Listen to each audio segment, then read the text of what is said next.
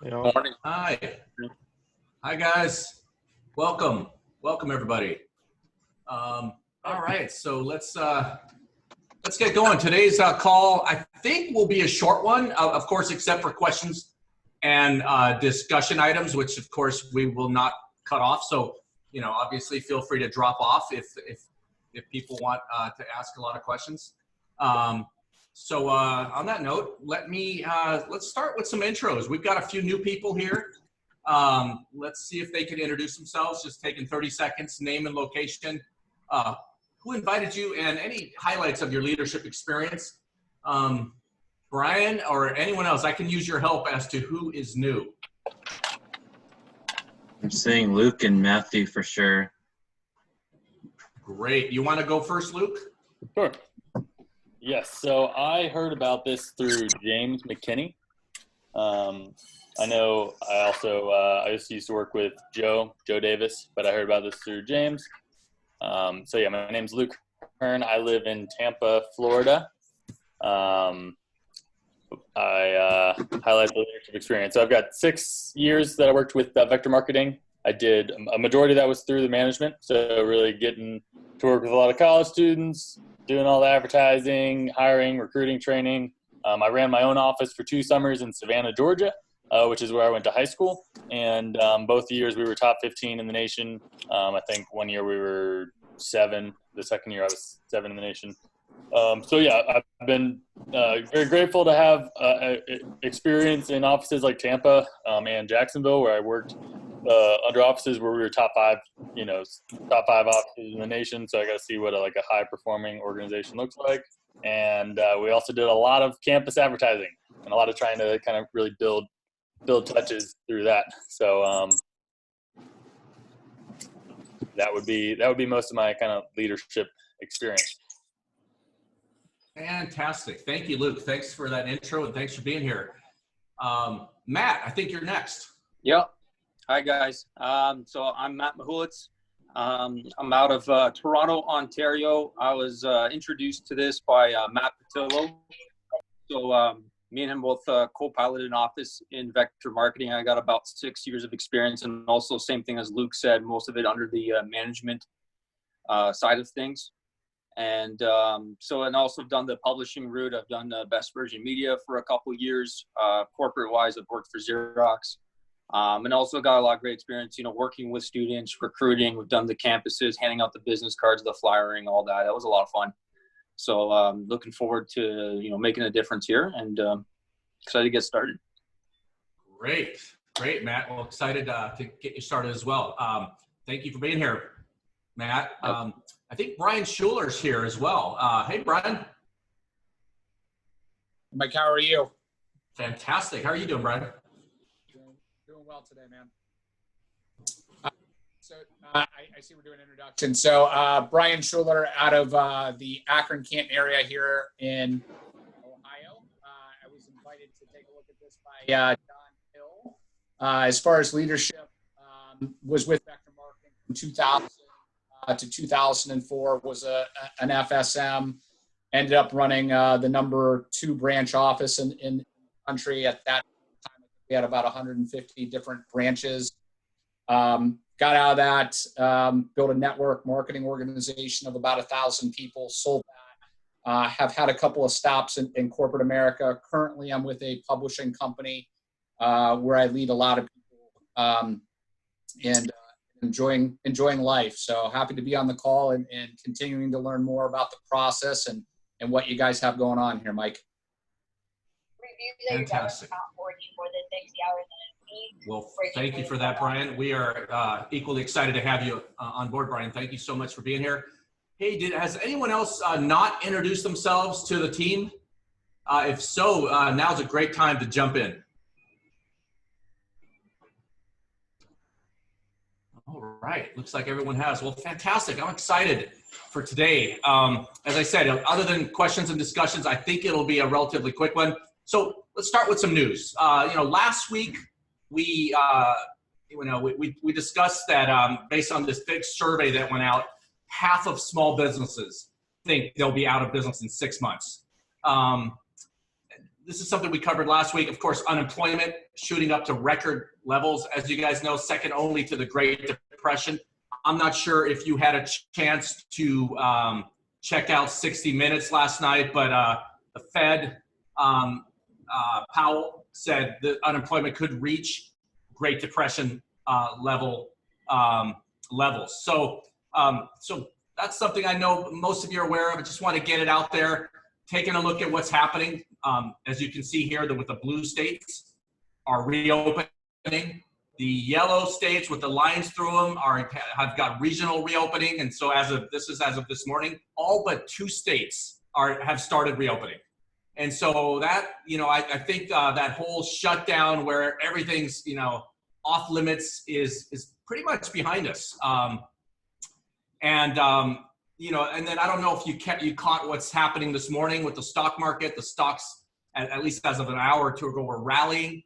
The reason for that is Moderna, drug company, did a test on 45 humans with their vaccine. What they're finding is that all 45 people produced antibodies at levels generally seen at the same level of people who had recovered from the disease. And so this vaccine seems inevitable at this point, and that'll be in our hands by January, February-ish. It appears to be a vaccine that they can generate in the millions, not one of the more difficult ones to produce. So, so there's an incredible opportunity in front of us, but the window is clearly closing. Another piece of news, in case you haven't been paying attention, thanks to your efforts, in just 3 weeks now, because not a single person here had started over 3 weeks ago, 2/3 of the division manager spots are taken. Almost entirely thanks to your efforts. I think 80% of you came introduced by someone else. And by the way, we towards the end of last week, if you weren't aware, we said if you guys need help getting leads, let us know. A bunch of you put in your orders for leads. And so we are, just update for you, we're ramping up a staff to, should be at about 25 people by the end of this week. And their job is finding you hot leads, people that have been to the content, understand, and watch the videos and just need someone to talk to. And so we're ramping that up. Thanks for everyone that asked for the leads. Those will be going out in first come, first serve basis. And so, folks, putting all that together, I want to submit for your consideration that it's go time. Let's not wait. We mentioned the timeline would be, some of it would be faster, some of it would be slower. But I think you'll agree that there's a window of opportunity here based on what's happening to the businesses and what's happening to these consumers and the people looking for jobs, the exact kinds of people we're going after, and the fact that we've, this time we put aside for building the team, it's pretty much inevitable that the spots will be taken in the coming weeks. So first of all, big congratulations are in order. This is something I wanted to talk about on June 1st when we were going to start. Look, guys, we wanted the best of the best. This is not something we could have said out loud ever. There's a lot of complexity to the story. We didn't have to share all of it with everybody, but we wanted to. And the result was, as many of you sensed, we basically dissuaded a lot of people from joining. I believe that the folks here represent the top 5% as far as what we need. And it's not just the background and the leadership experience of what you've done and whether you've talked to merchants or whether you've talked to students in the past, but it's just the intelligence. When has anyone had to come in and watch X videos about a mission to do this and do that and all this complexity? We now have people that were hit with all that. Every single person here was hit with all that and somehow decided they can handle it, and they're still here. And that bodes well for us, folks, when we're trying to build the right kind of culture, when we're trying to promote from within as opposed to parachute, leaders in. So it's incredible. So, take a moment, just pat yourself on the back. We spoke with a lot of people, and ultimately, I would say, I don't know what the numbers were, 90%, 95% just couldn't handle the complexity. I've got probably still 15, 20 emails coming in a day just saying, hey, can we talk one more time? I'm still trying to wrap my hands around this. And so congrats, folks. I I feel really honored to have this opportunity to work with you guys. It's not easy to find folks who can take this kind of challenge, complexity, and decide to move forward. So now I think the thing to do at this point is forget everything you know about this project, almost everything you know about it. Look, guys, you simply need to recruit 15 students to go get discounts for merchants. That's really the game. And let me give you a second to digest that. And that's how we go out and get this opportunity. By the way, if you go and download the calculators, I don't know if Brian has updated them yet or not, you'll notice the coin opportunity dropped for division managers from 22 million down to 9 million, just under 9 million. In the next week or two, it'll drop to 5 million, and then it'll drop to 3 million, and then it'll disappear, right? So that coin opportunity is going away for everyone but you guys and the next few people that come in over the next couple of weeks. But after that, there's no more coins to give out to anyone else that comes in. So once again, congrats to you guys. But again, this is the story. This is the whole story. So, you know, the other thing to think about when you're looking at that, the 15 students, is this unemployment that we're seeing now, this record high unemployment. Almost all of it is in the demographic that we're going after. 40% of people making less than $40,000 a year, that's college students. 40% of them have lost their jobs. That's the exact market we're going after. And so the good Lord up there, the universe, whatever you want to call it, is making us lucky, right? Luck is where preparedness meets opportunity. The opportunity is to go after these students and give them work. The preparedness is what you guys have done prior to this to get yourself to a point where you can do this easy peasy. And so what I want to suggest to you guys is I don't think there's any reason at all for us to wait. And I think we should start this Thursday and move forward as fast as we can from there. If there's any doubt, by the way, to this thing, let me just simplify the story for you. You remember this timeline? You know, we're going to get out there, and basically this is the work. It's to recruit students to sign up merchants and transact. That's it. It's recruiting students, right? Before that, yes, we're going to go out and learn how to sign up merchants ourselves. See how easy that is, so you can just check that box in your head. But after that, it's this. And if some of your students do well, you'll send them out to do this. And some of those same students that do well, you'll send them out to do this, right? Same thing for this. Go out, talk to the other merchants that we didn't sign up, the ones that are not focused on students, right? And then send them out to do this. So really, it's this orange thing. That's the whole thing. Everything else you know about this, forget about it if you want to. You don't need to worry about that at all. You just need to do this. And if you don't know how to do that, by the way, there's probably 2 or 3 of you at the most who don't have the vector background. Believe me, there's so many people here. Everyone else has done that for at least 5 years. Almost entirely. There might be an exception to that, but almost everyone's done this for at least 5 years. And so easy peasy, folks. And so on that note, that's everything I wanted to talk to you about. Let's open it up for discussion.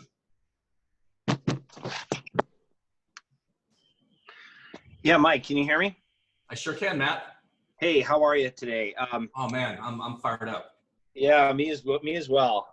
Okay, couple questions for you. I spoke with Bob about these actually earlier today, and he was just as stumped. So I hope that we're not the only ones. And the first question is, in my area, we've only ever been able to accommodate one vector office in this area.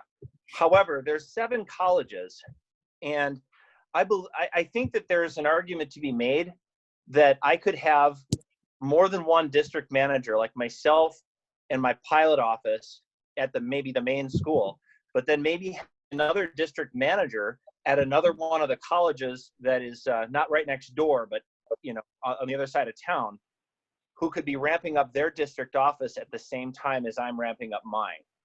Is that your thought too? Or like, what are the boundaries of something like that? So I could take my best shot at that, Matt, and I'd love to, but one thing that I should have said and I forgot to, let me just throw this out and you'll see why it's a good transition, is we need to rapidly be developing our leaders here. So we've got 2 zone managers. that's going to obviously grow in the coming days. And then we're going to need to split this call up and everyone be led by their zone manager. Brian and I would love to be on those calls too to support you guys as we promised to do. But this is time for you guys to start taking over and making these decisions for yourself. And so let me, if you don't mind, if they're willing, let me ask Don or Michael to step in and answer that question. Thank you. Definitely. You guys remember the question? Well, I had a similar question, to be honest, Mike. So the way I had a vision of what I thought like a pilot territory would get broken up. And I don't know if that's 100% aligned with you and Brian's vision as to how the recruiting behind the scenes have gone. I know that there are numerous people already brought in certain markets, so I wasn't exactly sure if people were just assigned to a school or if there was already some conversation revolving around a certain area that they were supposed to be able to focus in on. So I can give you what my thoughts were, but I don't think it would really be addressing Matt's question directly. The spirit behind Matt's question, I think, makes a lot of sense, and I agree with what it sounded like he was proposing, that there would be. So the way I thought about it as a zone manager would be that there would be numerous districts. Let's say, just giving my example, the Tampa Bay market, for example, there would be numerous districts within Tampa Bay, one assigned to each school specifically, but meaning that they would work together with the ultimate goal being to, reach every small business owner, every local business owner in the Tampa Bay market as a whole. So how that would work out as far as compensation structure and the mechanics behind the geography, I didn't really have the answers to that question. I mean, to me, the ultimate goal was I just wanted to reach every local business owner and have a collaborative effort in doing so. So there probably are some questions that we still need to iron out as far as the mechanics of how that gets worked out in the dashboard and in the system. But my focus has been on the philosophy of this is the territory. I think each one of these schools should have a local DM that is responsible for really being the face of the students in that particular area. And as we transition out of the student side and we start working with non-students, that local DM would still have more of a specific, whether if I view Tampa Bay as 2 counties, that would be a county by county focus, or broken down even more distilled than that is also a possibility as well if you wanted to look at it by population numbers. So you can tell me if what I'm saying isn't aligned with the mission, but that was kind of the thought process that I had.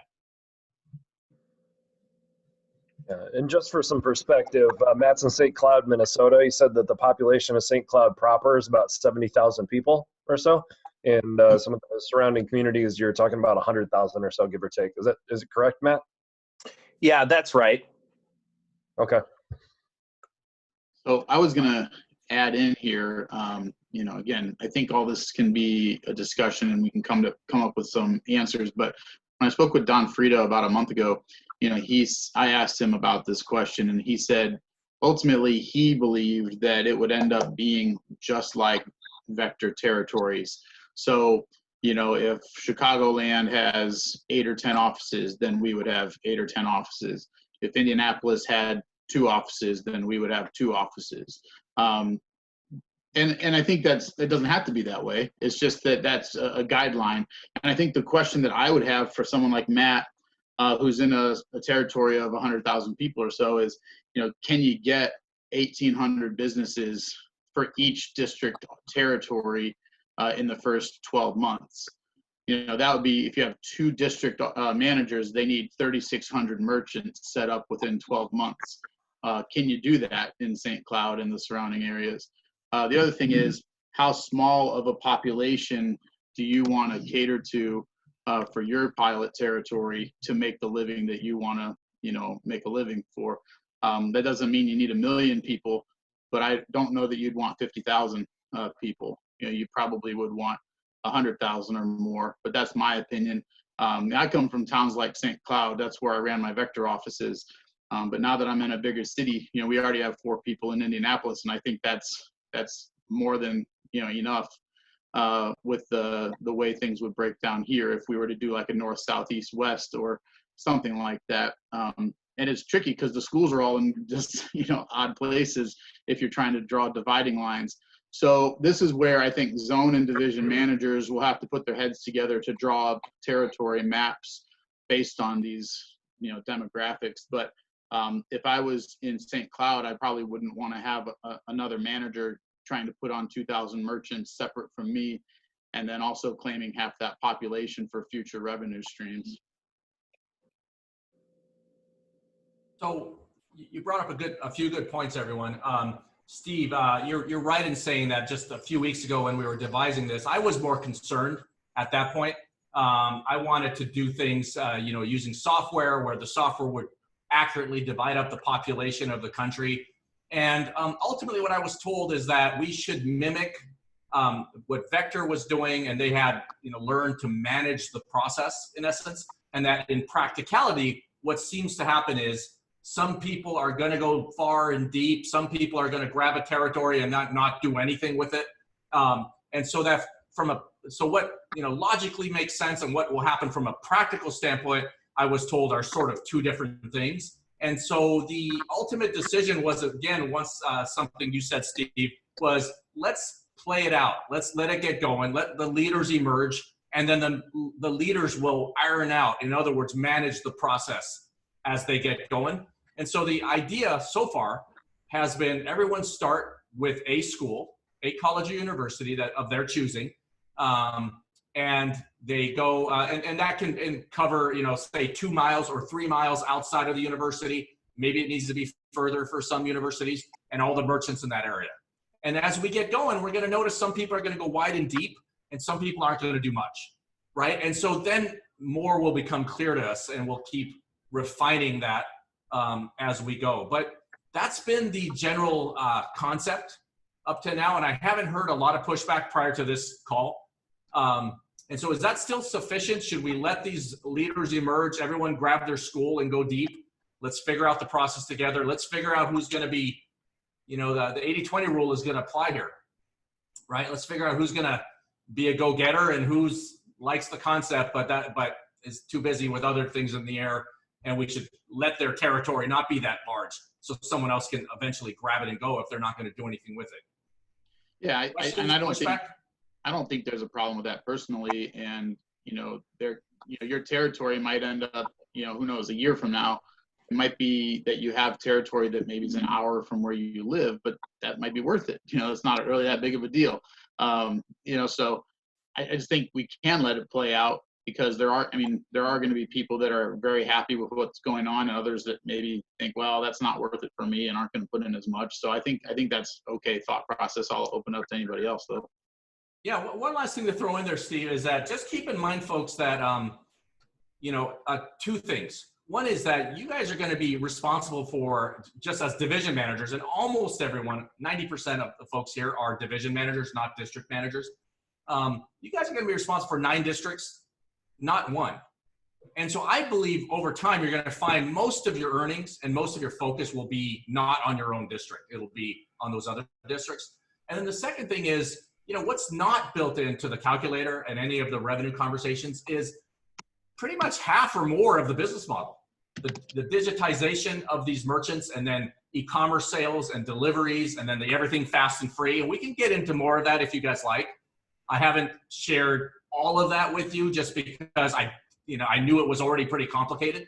But a lot of the revenue, perhaps more than half of it's going to be coming there. And so what I'm trying to say is, it's not just how wide you go, it's also how deep you're going to go. And so I think that a lot of this conversation, as far as like how much of a territory do I need, will be something that is going to be changing as our information and the revenues start ramping up, as all those things start to identify themselves.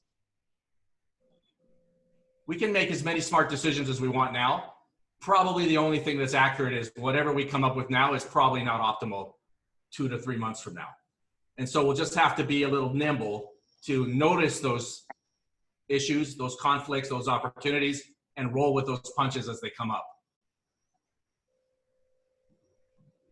Mike, the only thing that I would add to that too is I know we had talked a little bit about with N2 where we have the cross-selling, where I think that if we've got some sort of a shared commission here, if we've got business that's crossing over from one territory, if it's in the same city, if you've got two different district or division managers or whatever the case might be, if we can figure out something that's fair and equitable for both sides in that scenario, I think that's going to kind of weigh into it as well as far as how many people we wind up putting in one city. Definitely. So Bob, how do you feel about the following? That in the next 1, 2, 3 weeks, max, the zone managers are going to all identify themselves, right? And so however many we have, if we've got 2 or if we've got 8, whatever the numbers are, everyone's going to have to report to those folks, right? And we got more people joining as well. And so as that happens, then these leaders, we'll all look to these leaders to put their heads together. So far, everyone that's got leadership potential here is really showing this characteristic of being humble, in it for the right reasons, and therefore likely to want to work with everyone else and find the right sort of mix and formula going forward. So in other words, the next 2, 3 weeks, a lot of this will become clear thanks to the leaders that are emerging. Thoughts? I would agree. Everyone's in this for the right reason, except for the Jason Cousineau character. I don't. Yeah, no doubt. Anyone who shows up with a red hat is the problem. He's trouble. Absolutely. I agree with Wears that. a red hat. Jason's no good. Absolutely. No, I couldn't agree more. Dog pile on Cousineau. I'm just kidding, buddy. You know I love you. I missed the last 2 calls. Make it a white hat next time. Get a bunch of shit thrown my way. Thanks, Dad. Welcome to I wasn't kidding, Jason. I don't know what he's talking about. I was serious. Hey, Mike, if it's okay, I kind of came to the call today with several questions. Should I just keep going down the list here? Yeah, if you think it's relevant to everyone, I would say yes. If not, maybe stick around to the end and we'll go deep on some things that you think are more personal. I do think they're relevant to everybody, and feel free to shut them down if you think that we'd be better off waiting. But I'm curious to know if we have 8 district managers all in our organization up and running, plus our pilot, what relative percent of our overall income do you expect is going to come from the pilot? Is it simply 1/9, but based on the activity and the productivity of each office? Or is there, I know back in Vector, the division manager made a higher percentage of their pilot office and a smaller percentage of the rest of their division, but there were many other offices. And what can you say about that? Gosh, Matt, I could pretend to have confidence, but I tell you, my gut is that we have no idea what's about to happen. There's a transformation. And I can get into some of that here if you like and bring up some slides that you guys might not have seen. But there's a transformation that's about to happen that is going to, frankly, change society. And so the ability to predict how that's going to swing, I think anyone trying to take a shot at that, I certainly respect them and look up to them for giving it a shot, but I can't even begin to tell you that I could figure that out. But in terms of the formulas, we don't make a higher percentage of our pilot office than we do from any other office in our division, correct? You do No, make you more definitely from your pilot. Yeah, quite a bit more, especially on the service revenue. Okay. Yeah. Like So you make you make 2.5 times. Sorry, go ahead. I'm sorry to cut you off. We get paid as district managers for our pilot office. Is that correct? Sorry, Matt, can you ask that question again? Do we roughly get paid as district managers for our pilot office? Yes. Okay. Then that leads me to my next question is pilot sales manager compensation. I'm wondering how that is structured. I haven't seen anything on that. Pilot sales manager. What's a pilot sales manager? What do you mean by that? That would be if you're hiring somebody to run your pilot for you. But in this calculator, Matt, you would be doing that, and anybody you hire, you would just pay on your own terms. Okay. Yeah. Matt, effectively, you would be the pilot manager. You're managing your own territory as well as supporting the other people on your team. Gotcha. Yeah, and you make 2.5 times more off of your merchants than you do on your other district offices. But when it comes to service revenue, you make 5% as opposed to 0.1%. So that's, 50 times higher on your own territory than off of your other managers. Okay. Another question. When and stop me if you think this is better, if I'm getting too far in the weeds here, but this question has come up a lot from my prospects. Let's say a college student, they have their app, they go to one of our merchants and they're going to buy their lunch and they're going to get their discount. They're not going to hand the merchant $8, right? Because then we wouldn't be able to track it in the system. Somehow it has to go through the system. So do they just pay for it on their app and no actual cash exchanges hands? Nobody swipes a credit card. It's just handled in the app. And then the merchant is able to see the transaction on their app as well. Is that kind of how that works? Correct. Yeah, there's a QR code that they just take a picture of, and it'll automatically pop up an invoice for them, and they will pay that through their phone. And the merchant will get it. Yep, merchant will get that payment. Thanks, Mike. My last question is, I'm guessing a little bit more involved. So maybe you could tell me when the best way or what the best way is to answer this, but it's questions revolving around the cryptocurrency, how we determine its value, how much do users make for posting on the site? Can users and campus reps cash out the same way that we can cash out? Is there a transaction fee to cash out? Things like that. I feel like I just have very little knowledge of the cryptocurrency end of things, and I'd like to know more. Definitely. Yeah, happy to share as much as you want about that, Matt. So on the student side, let's see if I can think of all the questions you just posed. So how much do they earn, did you say, from posting and sharing? Or yeah, sure. I'm sorry, Matt, can you run through those again? Well, let's start with that. How much do users make for posting and sharing and liking and things like that? What would they ultimately, what would the kickback look like? Excellent. So it's a tough question to answer, Matt, and for a couple of reasons. The main reason is, so what we do is we generate revenues through the platform in all the ways that we do.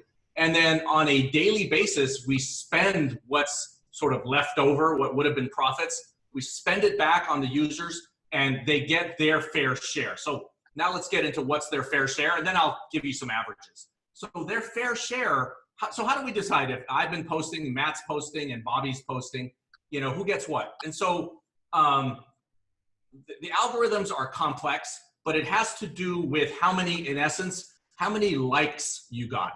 Does that make sense? How many people thought your content was valuable?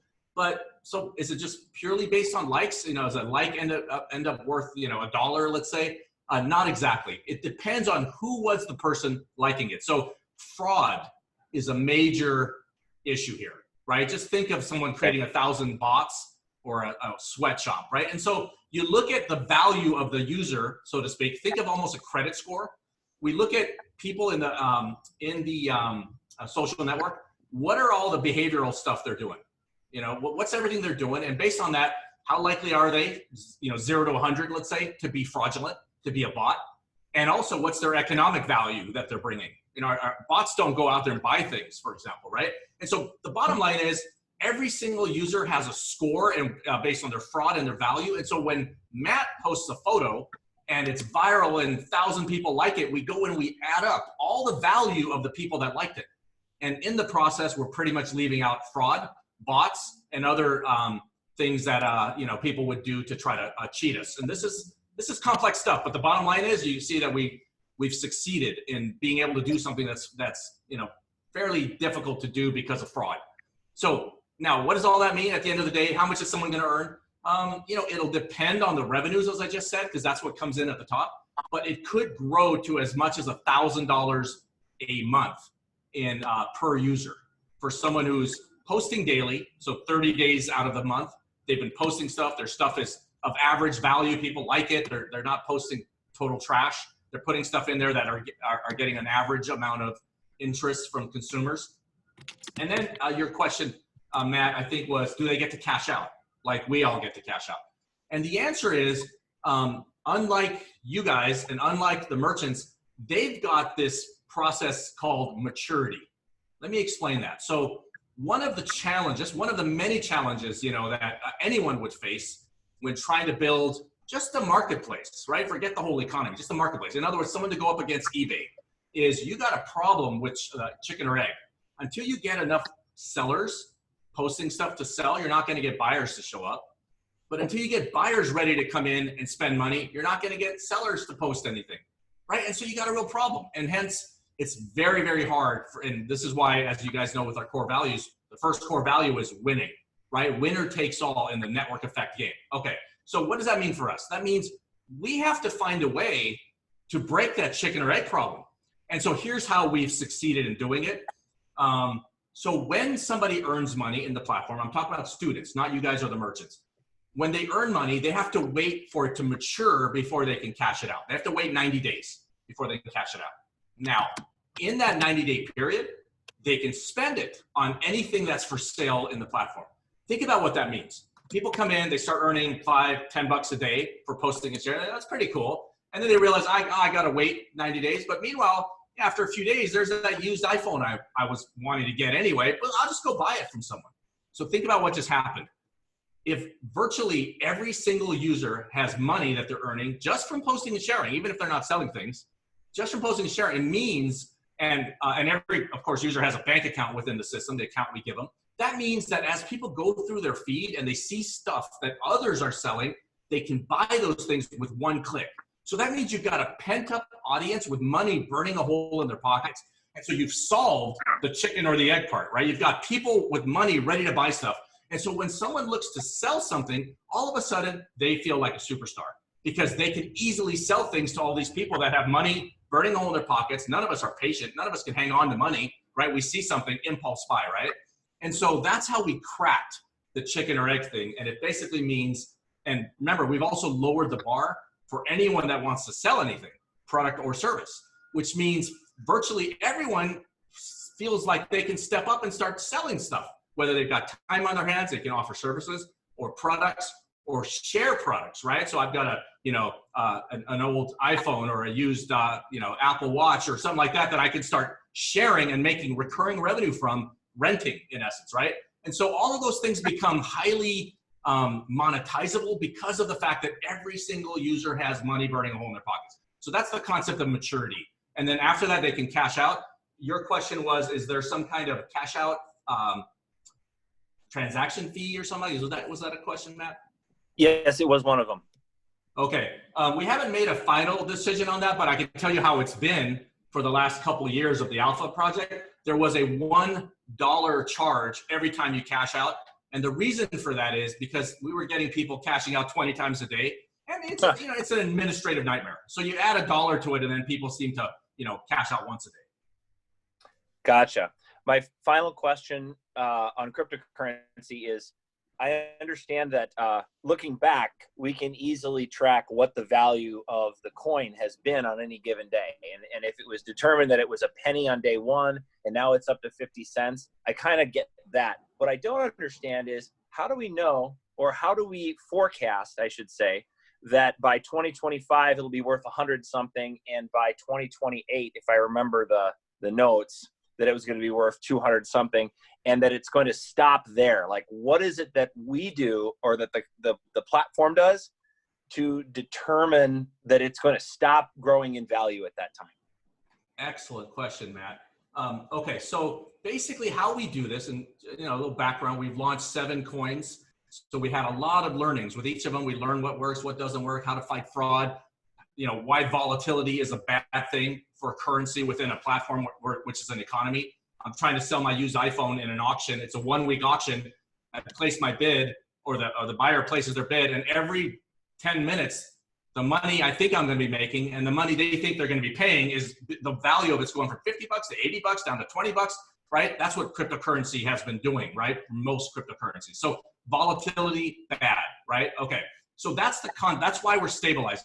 And then to your question about how do we stabilize it? It goes like this. So, we know the price we want it to be at any moment, right? We just draw a line like we've done from 1 penny all the way up to $200 over a 10-year period. So we set the price that we want it to be at. We want it to grow very, very slowly. So there's not an appetite for people to necessarily hoard it and sell it 3 days later to make a quick buck, right? There's no point in that because we're not growing it too quickly. And so your question is, how do we stabilize it? How can we be assured of that? Because any commodity, the price is based on supply and demand, right? And so if we fix the price, that means we have to keep an eye on the supply and demand.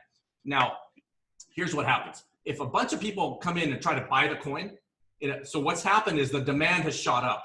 What's going to happen to the price of the coin? The value is going to start shooting up. And so what the technology does behind the scenes on a second-by-second basis, it notices that fact that the price is starting to go up and it starts to sell into the market. It starts to basically print money and sell into the market, and it stabilizes the price right where it needs to be.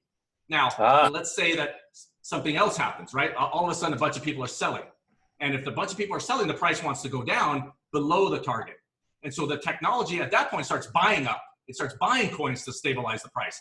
And so the bottom line is the technology is keeping an eye on the price, and it's buying or selling automatically in order to stabilize the price at where it needs to be.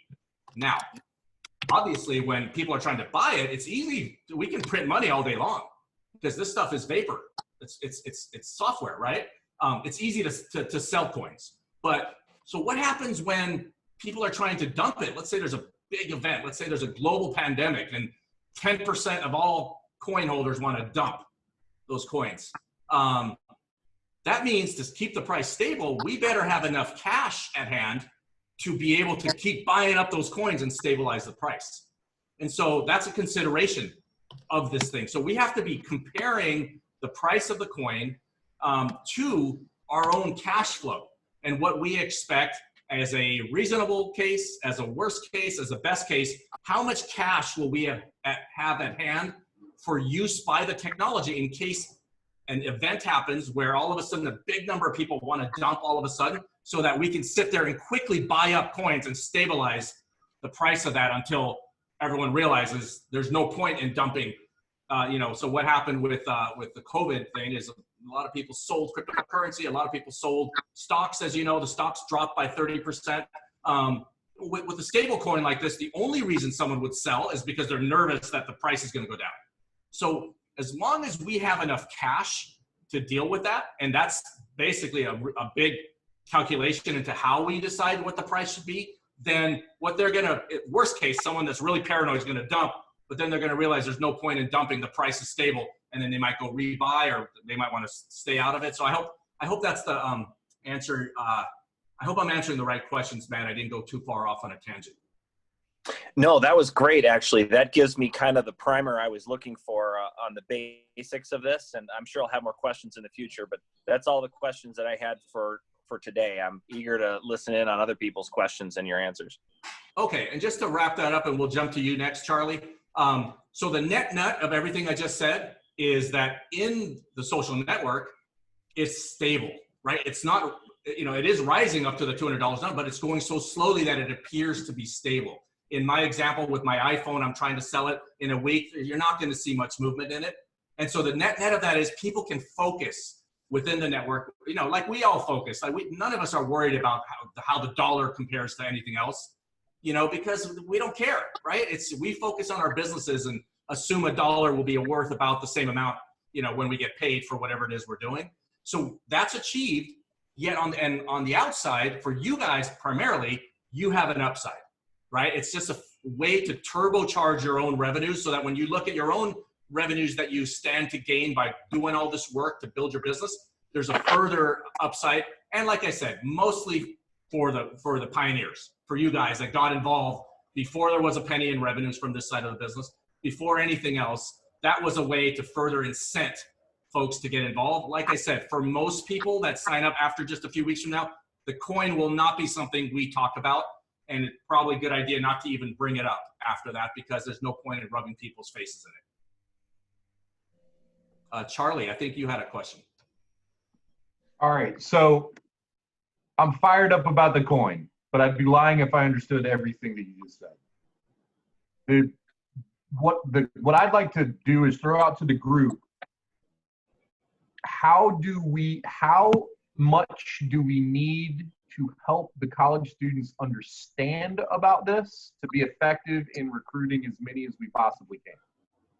Like, what is, like, for us, what we need to do is get college students, and we need to get businesses on board. That's it. That's what you need from us is critical mass. Yeah, Charlie, that's the $1 million question. Sorry, go ahead. Yeah, focusing on that right there, like, what is the absolute most efficient approach that we could take for them, that target, to understand what we need them to do so that we can bring as many on as possible? I can tell you what we've learned, or hand it over to, I think it's Jason that might want to say something. Is that you, Jason, that's wanting to talk? I was gonna chime in, Mike. It's Don. Great. Nice. Charlie, I think it's a great question, and I was going to bring up a similar thought that we can very easily get lost in the weeds if we start going down all of this explanation of cryptocurrency, especially in talking with college students, if that's our main focus, which it should be for right now. My opinion is that our focus should be about the fact that they can, two things, that they can earn money and that they can make a difference in their local communities. And what does that mean? Earning money means you get paid $20 for every merchant that you sign up. We can very easily create models around, this is how much, if you sign up X many merchant, if you want to earn X, this is how many merchants you have to sign up. This is how many you're going to have to see. Like, we can easily break down a framework of exactly what an activity schedule would look like for somebody looking for a summer job, let's say, and how much income they would expect to generate from that level of activity. We can create models around that very easily. We've done that before with Vector. It's even easier to do it under this model than what we used to have to do with Vector. Second thing, in my opinion, and there might be some other thoughts on this too, is how Mike, one of the things that Mike has built into this platform is obviously the theme behind making a difference, whether that's income inequality, fighting climate change. For me, I've mentioned a couple times now, like the idea of helping your local business owners. All of that ties into different people's passions, and especially in that college student market, they want to make a difference in some way, shape, or form. So that to me is the secondary part of our, quote unquote, ad campaign in recruiting these college kids. Is we want to help you make a good solid income for the summer work, but we also want you to be able to make a difference, and here's how you can make a difference in this area, and we can focus it in on one of those things. You can even mention all three of those things, but then really try to, on the individual case, narrow it down to whatever they seem to resonate on the most. I'm not even going to mention cryptocurrency. That's not even going to come out of my promotion. I'm not even going to talk about cryptocurrency. I'm not even going to talk about the actual social network platform. That's not what I'm recruiting for right now. That will eventually come out as top students step up and perform. And it's those of you who used to be with Cutco used to remember that, we used to not teach sales reps how to sell cookware, right? That was a program that we pulled the top reps aside and we said, let me teach you about this cookware product that nobody else knows about. And it was like this cool, special thing that they got invited to learn about because they were a top salesperson. And that helped those sharp people pick up additional sales. There's going to be a lot of college kids that we'll bring on who will sign up some merchants, and that'll be the end of it. They'll never tap into the social network potentially. Now, of course, we're going to want them to be using the, to be a user, and that $100 opportunity that Mike has built in is a great tool, I think, to be able to help them become users. But that user side might be as simple as just going out and getting discounts at their local restaurants and their local bars. They might never actually get, actively into the platform side of it, where they're, buying and selling and exchanging in the marketplace and all the things that we're looking to build out upon in this framework. And so I'm not going to convolute the message by diving into all of that early in the marketing and early in the promotion. I'm just keeping it as simple to the reality of our dashboard, what we have control of right now. And then when the people step up and the sharpest candidates come on board, we'll pull those people inside and we'll talk to them about how to digitize merchants, how to monetize the platform. I'm sure Mike and Brian will have additional training videos on some of the stuff that we've been asking questions about on how to tap into the platform at different levels. I'm sure that Mike will have ways to and have resources to help us explain that to the right people. But for right now, it'd be a cluster if we started trying to explain all that at this point. That doesn't make any sense at all to me. Yeah. Good feedback, Well said. Don. Well said, Don. Just to add to that, and then we'll go over to you next, Elijah. Guys, whatever Don just said, amplify that in your mind. As soon as you open up Pandora's box, think back to your vector days, right? A student asks, I want to know about the manufacturing process, or how what kind of metal they use, and how is metal taken out of the ground. And if you start answering those questions because you like metals, you like the manufacturing process, you have an interest in it, you have knowledge about it, you've just opened up Pandora's box, right? And so that's by the way, the main reason the merchants, you guys, and the students are all paid in cash. That is the reason why, right? We have a very big reason to want everyone to use our cryptocurrency. We want it to become the de facto standard currency of the world. Does that make sense? We want it to be more used by more people than the US dollar and the Chinese RMB combined, because that gives us incredible power in the same way the US has enjoyed, the dollar being the currency of the world, right? The US can print money all day long, and every other country has to peg against it. So it basically gives us a free ability to print money, which we're going to have that same ability, or someone else is, whoever gets to be the top currency. So we are highly motivated to get everyone to use it. So then why would we keep you guys, the merchants and the students, just focused on US dollars? For the reason that Don brought up. As soon as you open up Pandora's box, you will spend most of your time explaining stuff that is just not relevant to what they're trying to accomplish. I think it was Brian brought up this idea that, it's almost like if we were Johnson & Johnson and we're trying to get out there and sell baby shampoo, and you've got this, student that says, I just can't focus on that until I understand the ingredients in baby powder, which is not a line that he or she's in. It's just, there's no end in sight to that if you let them take you there. So I think ending that conversation fast and friendly, but fast is a smart thing to do. Be ready to just go, listen, this opportunity is about going out, signing up merchants. This is how you get paid, etc. And if you want to learn about the platform, you're free to do that. But that's not what I'm focused on here.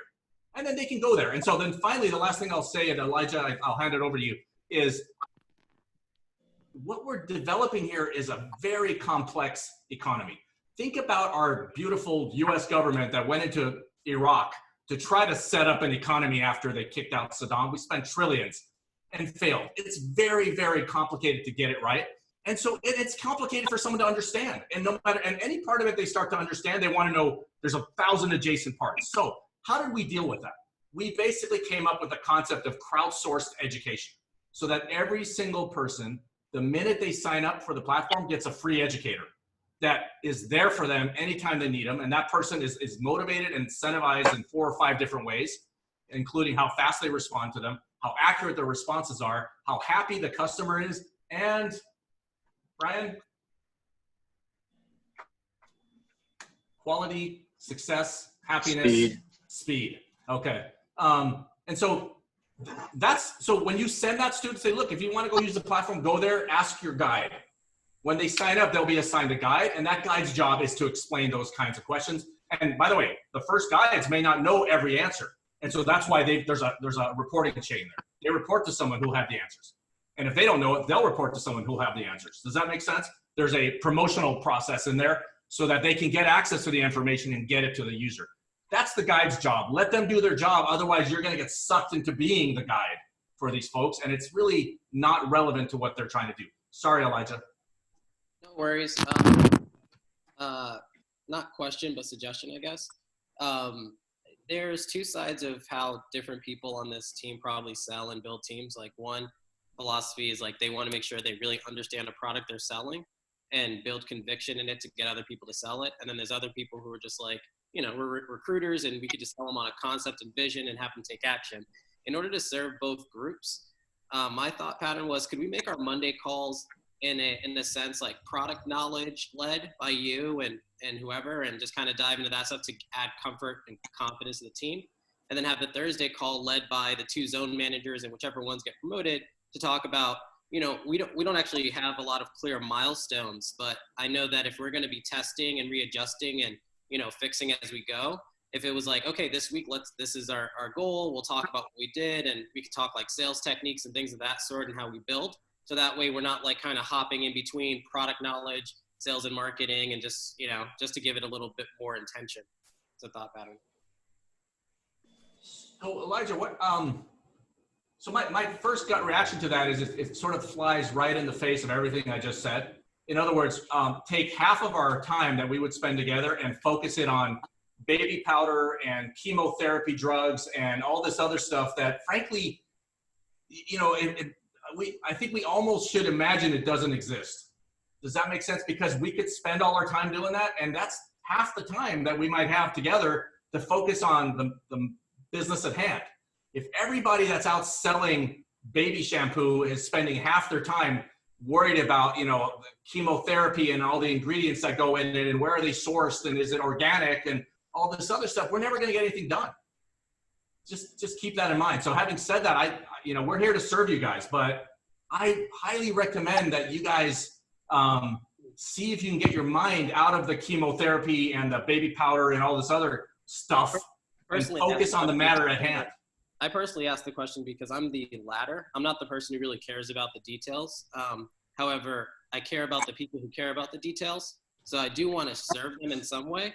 I just don't know which is the best way. Because I know that if we just say to them, act like it doesn't exist, that's going to hurt their confidence. Because they don't want to act like it doesn't exist. But we don't have to literally know every detail of every microchip, but some person probably wants to. I'm not that guy. But I just want to make sure that we, in some way, shape, or form, make them feel like they're being listened to. So that way, we're not just saying, hey, shut your eyes and just recruit, idiot, because that doesn't feel good, I think, for some people who may think that they really could grasp it. So I get what you're saying, Elijah. And by the way, this is something that we've got some experience with. So what we were doing in the past, every Friday, Brian would actually run a live stream on YouTube for all the users of the platform, and they were open to ask questions, and they had a lot of questions, and they're not in a sales force, right? They're not off trying to do anything like that, and so their questions revolved around every opportunity and bug and issue and ideas, and so we intend to continue to do that once a week for all users. Now, if we wanted to, for you guys only, we could do something like that as well. It wouldn't be a problem. I just wouldn't take away from we could the milestones and the team meetings that are meant to really focus us all on the activity at hand. So I think we're on the same page. Does that make sense, Elijah? Do you buy that? That's because anyone who really cares about product knowledge can just hop on that Friday YouTube, and then we can spend most of our time there talking about recruiting and sales. Yeah, and then there might be, now you guys are going to have product ideas and bugs and issues that relate to your platform or the merchant's platform. Does that make sense? And so that might warrant its own sort of constant product discussion, which, by the way, as the zone managers take over these calls, what we think will happen, or what we certainly recommend happen, is that the zone managers do these calls with their troops twice a week, just like this. And so imagine if we soon have 4 or maybe 8 zone managers.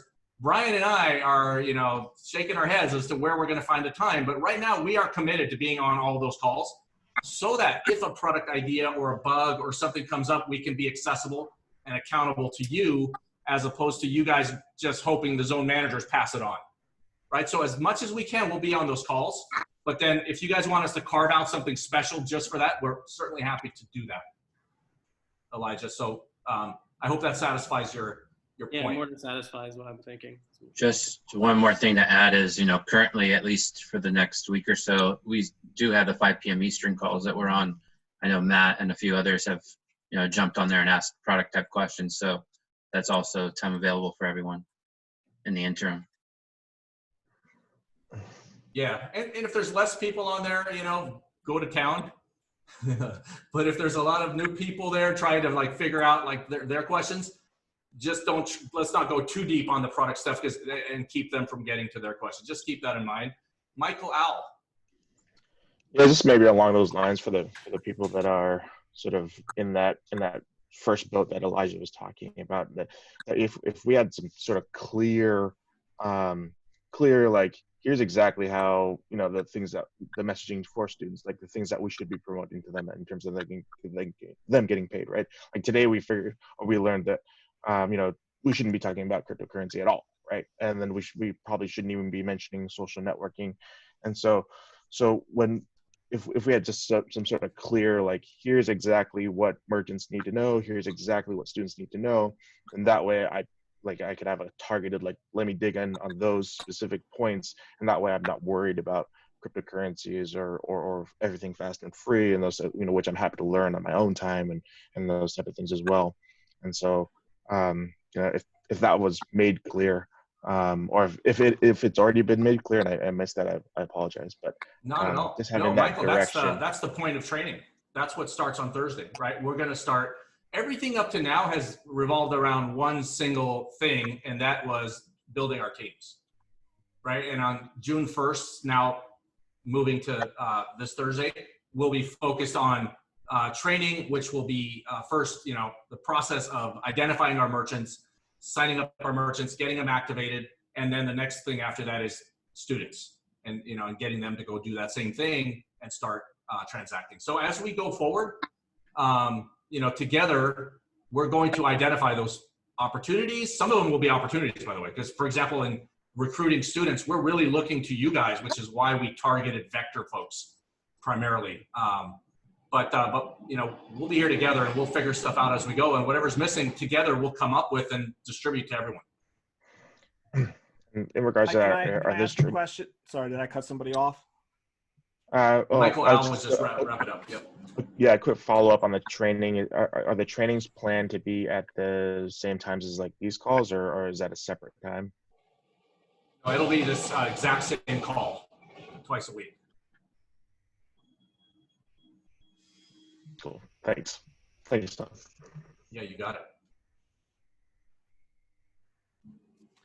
Hey, Mike. I was just gonna I gotta get some clarification on the when we do start recruiting college students. So our background with Cutco was that we would recruit a college student. They would be assigned to a particular manager, particular office, but we didn't have any real boundaries on like where those students were allowed to sell. So they could have sold actually to anybody in any state. If you know anything about Cutco today, they actually are doing virtual appointments. So they're selling to people all over the country, even in other nations, all done online for the most part. With this model, so if we're recruiting college students that maybe respond to an ad for, let's say, USF in my local example here in Tampa Bay, are they going to be restricted to only signing up merchants like on this street and that street? Or if they live in a different county, are they going to be able to sign up merchants in other areas? Would that still somehow work with the way that our compensation structure is built, that flow would still make sense to give credit to that office or that whoever they're actually reporting to? How does that work mechanically? Well, again, something that gets clarified, and re-clarified as we, as the leaders take over here, Don, as we're just talking about as it pertains to zones and territories. But I mean, everything with this has to do with where the merchants are located, because unlike, Vector, where it was a one-off sale, this is a recurring revenue thing, right? Once we get the merchant, that, that's the gift that keeps on giving, right?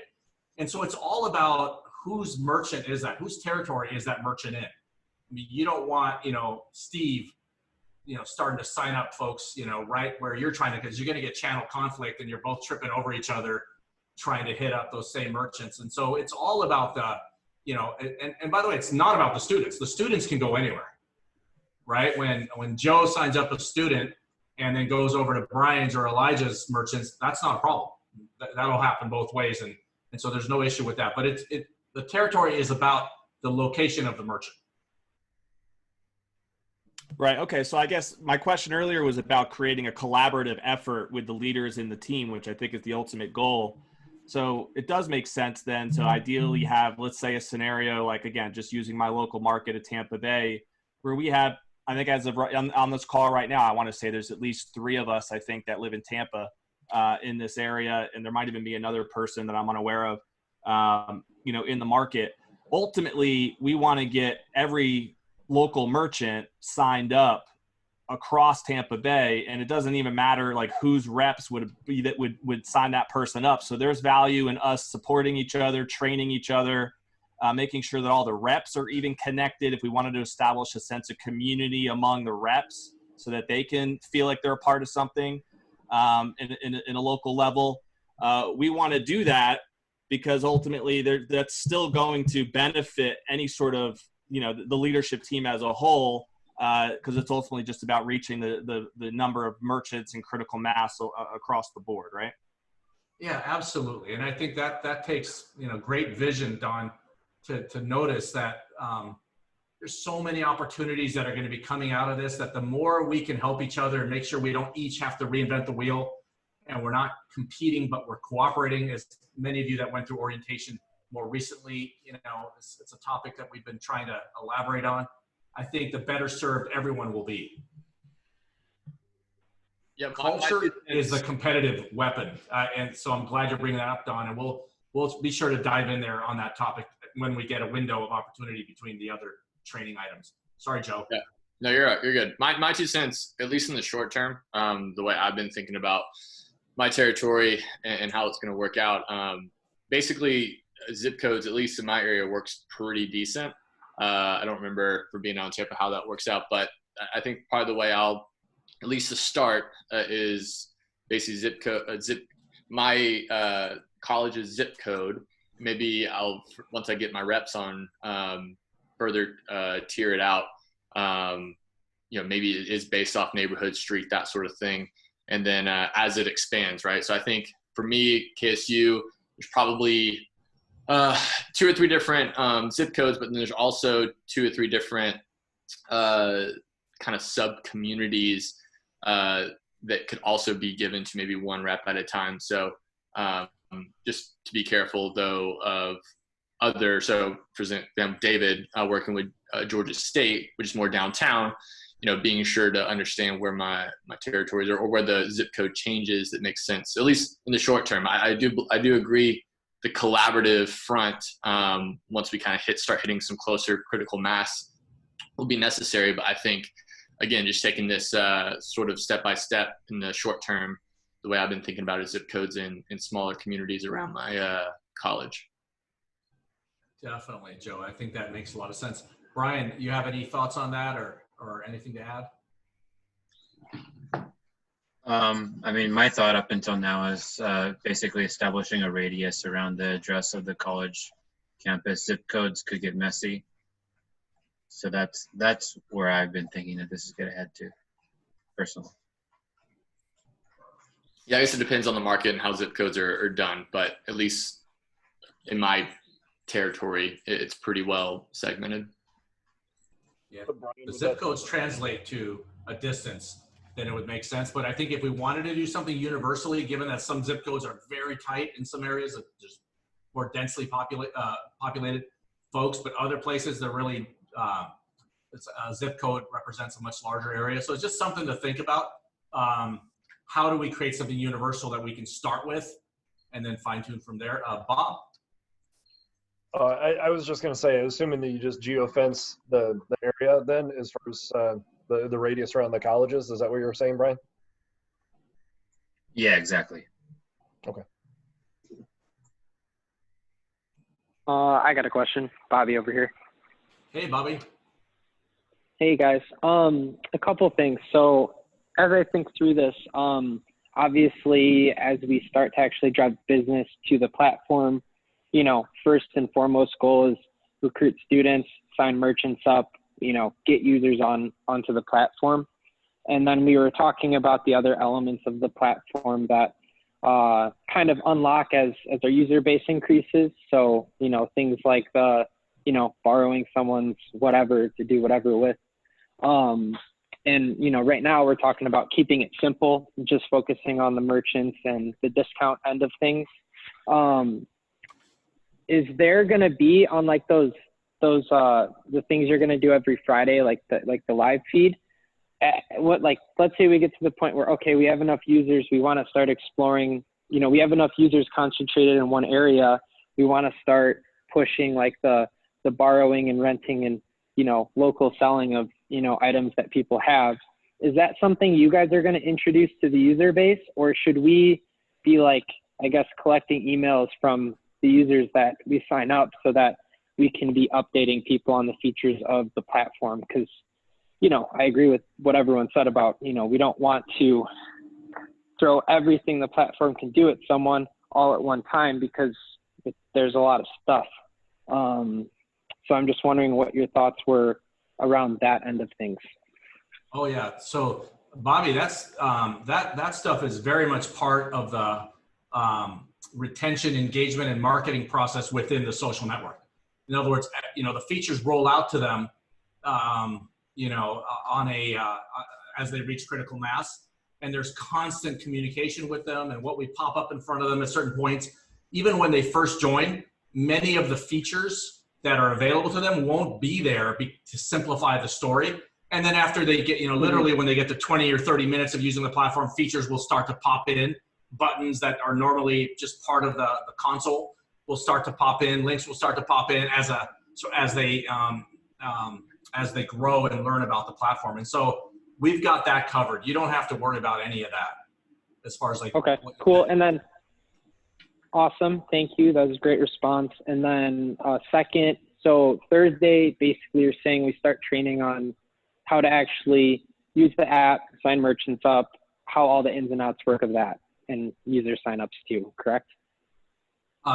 Yeah, Thursday, the training starts. The next phase of this thing, Bobby, is getting out there and signing up our first 25 merchants. So training is going to start with that. And then when we're done with that, after we do that, it's going to go to the next phase, which is what you said, talking to students. So we're going to we're going to learn how to sign merchants up on Thursday. Correct. Okay, got it. Cool. Thank you. Definitely.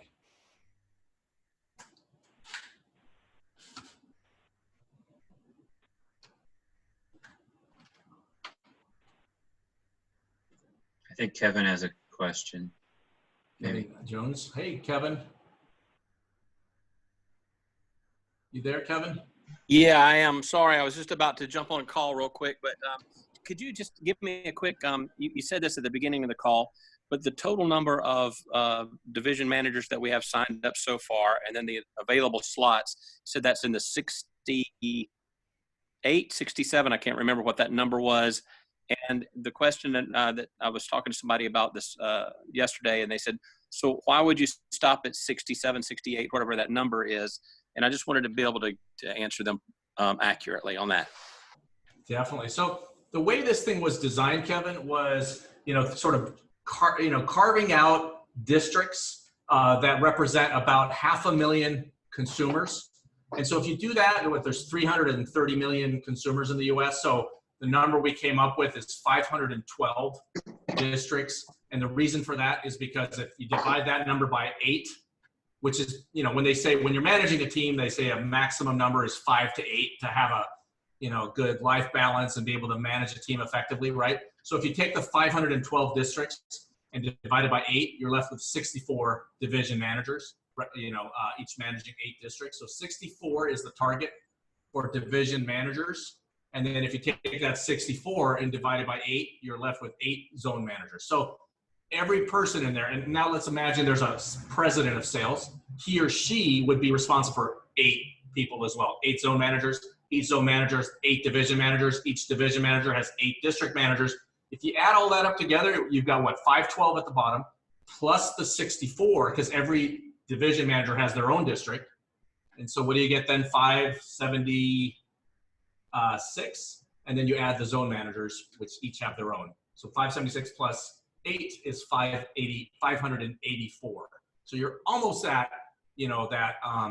that target of 500,000 citizens being represented by one person who manages their district.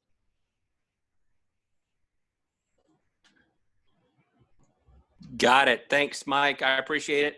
I apologize. I got to jump on a call real quick, but I'll look forward to seeing you at 5 o'clock. Absolutely, Kevin. Have a wonderful day. Thanks. Same. Michael. Oh, sorry. Matt or Michael, whoever wants to go first. Michael, you go ahead. All right, thanks. Yeah, just one final question. So you had mentioned earlier about the cryptocurrencies and how it's going to wane, obviously, as district or division managers more sign up.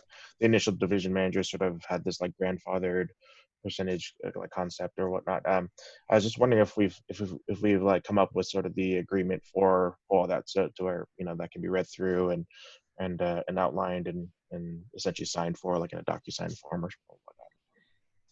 Yeah, great, Michael. Yeah, so the agreement it's been up there for the almost a week now.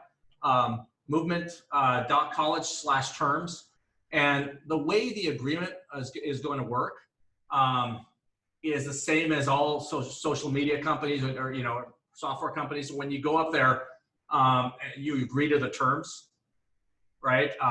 And the terms. So there's some rights that come that these companies reserve for themselves, and that is, for example, and they're a little bit one-sided if you ask me. But one of them is that the platform has the right to update the terms as frequently as they want, and it's everyone's responsibility to go there and check that out. I mean, so on one hand, that really rubs me the wrong way, because that's not an agreement if one person can go in there and rewrite the agreement whenever they want. But then if you look at the other side of it, just imagine the idea of trying to go out to, hundreds or thousands or then millions of people and asking them to DocuSign every time there's a change. Does that make sense? And then get into negotiation with each of them. So it sort of has to be that way, unfortunately, but it's up there. The terms are up there. When you first signed up there was a shell there that said pretty much mostly one thing, which was you're agreeing to terms that we're going to update. And as that same phrase was there, right? As you agree to the terms and the terms update, you're agreeing that you're going to continue to, live with those terms. And if you don't want to live with those terms, let us know and terminate your agreement. It's like I said, it's a horrible one-sided thing, but I'm not really sure how else to do it. And that's kind of the industry norm. Now, having said that, everything we've said about the coins are in that agreement. Take a look at it. A couple of you guys are identifying things that are missing, so we're going to be updating that. And it's very clear. It's that everyone who signed up yesterday or before gets the coins that you guys get, and then the new terms for people that sign up today are in there, and then we'll keep adding to that as the coin opportunity goes away.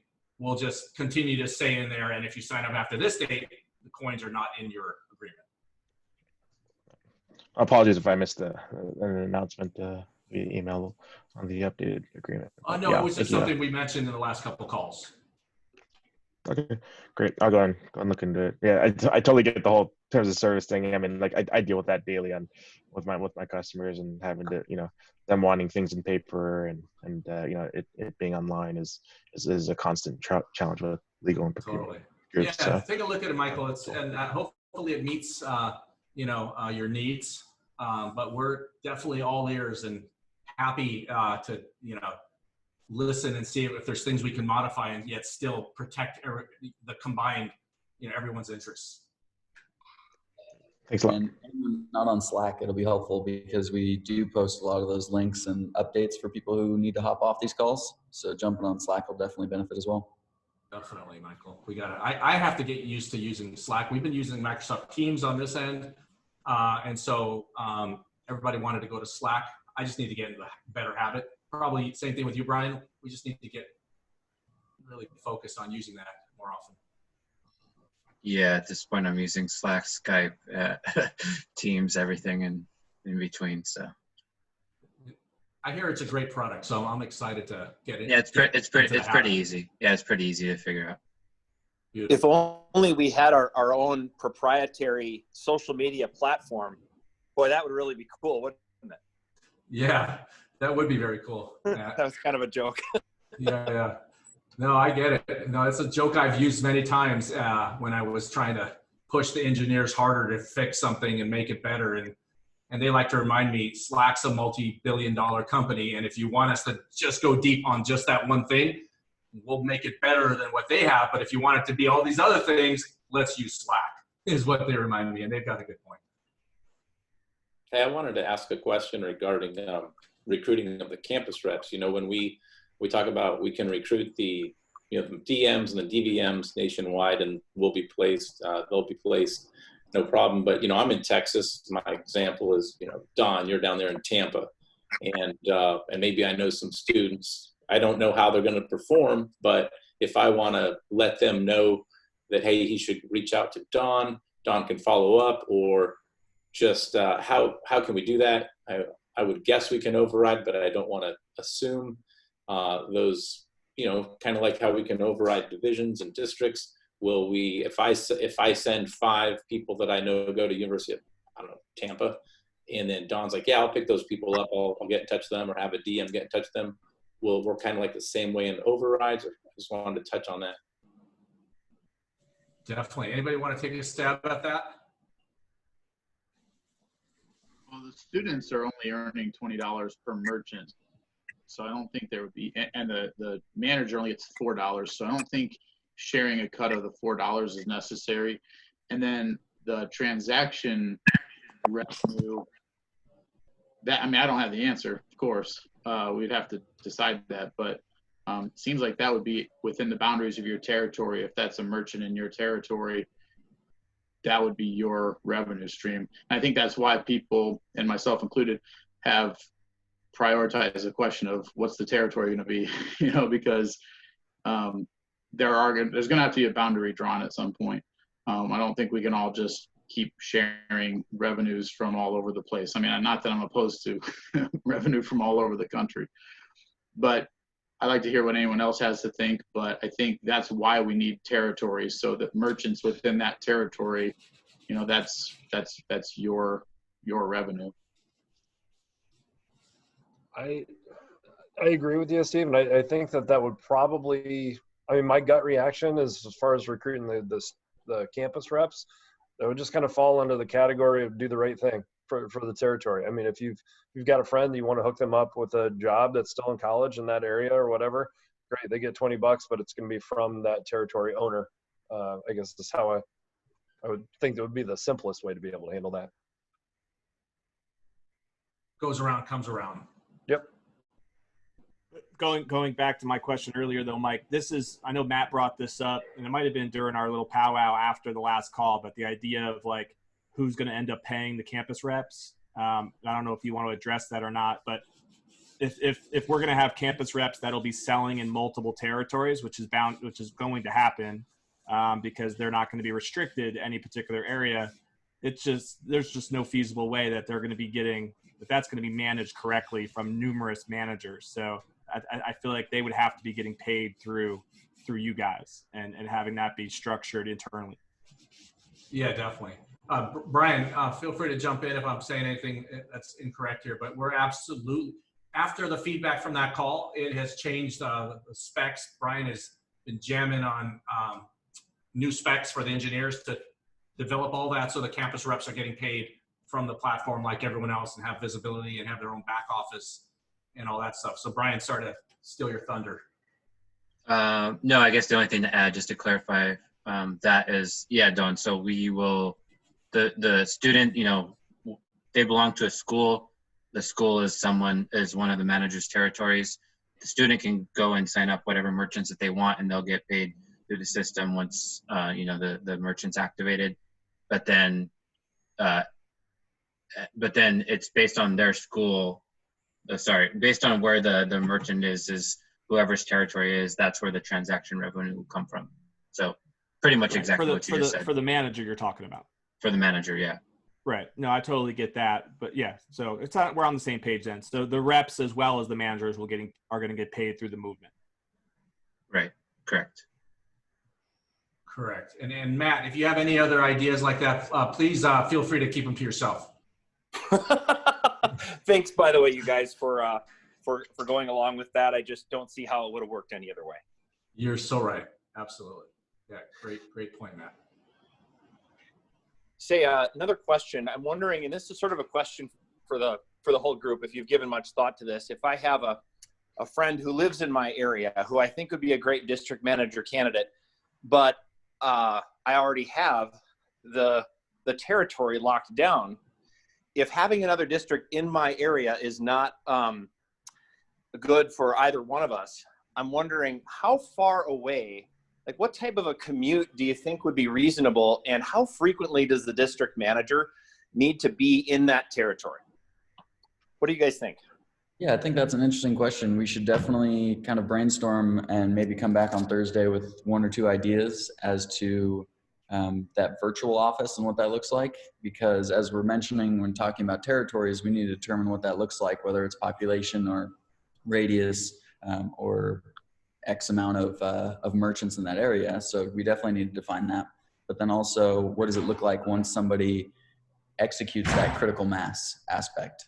So you hit critical mass on your territory, now you move on to the next one, but all those other territories in your local area are taken or finished, or they've also already hit critical mass. Now where do they go?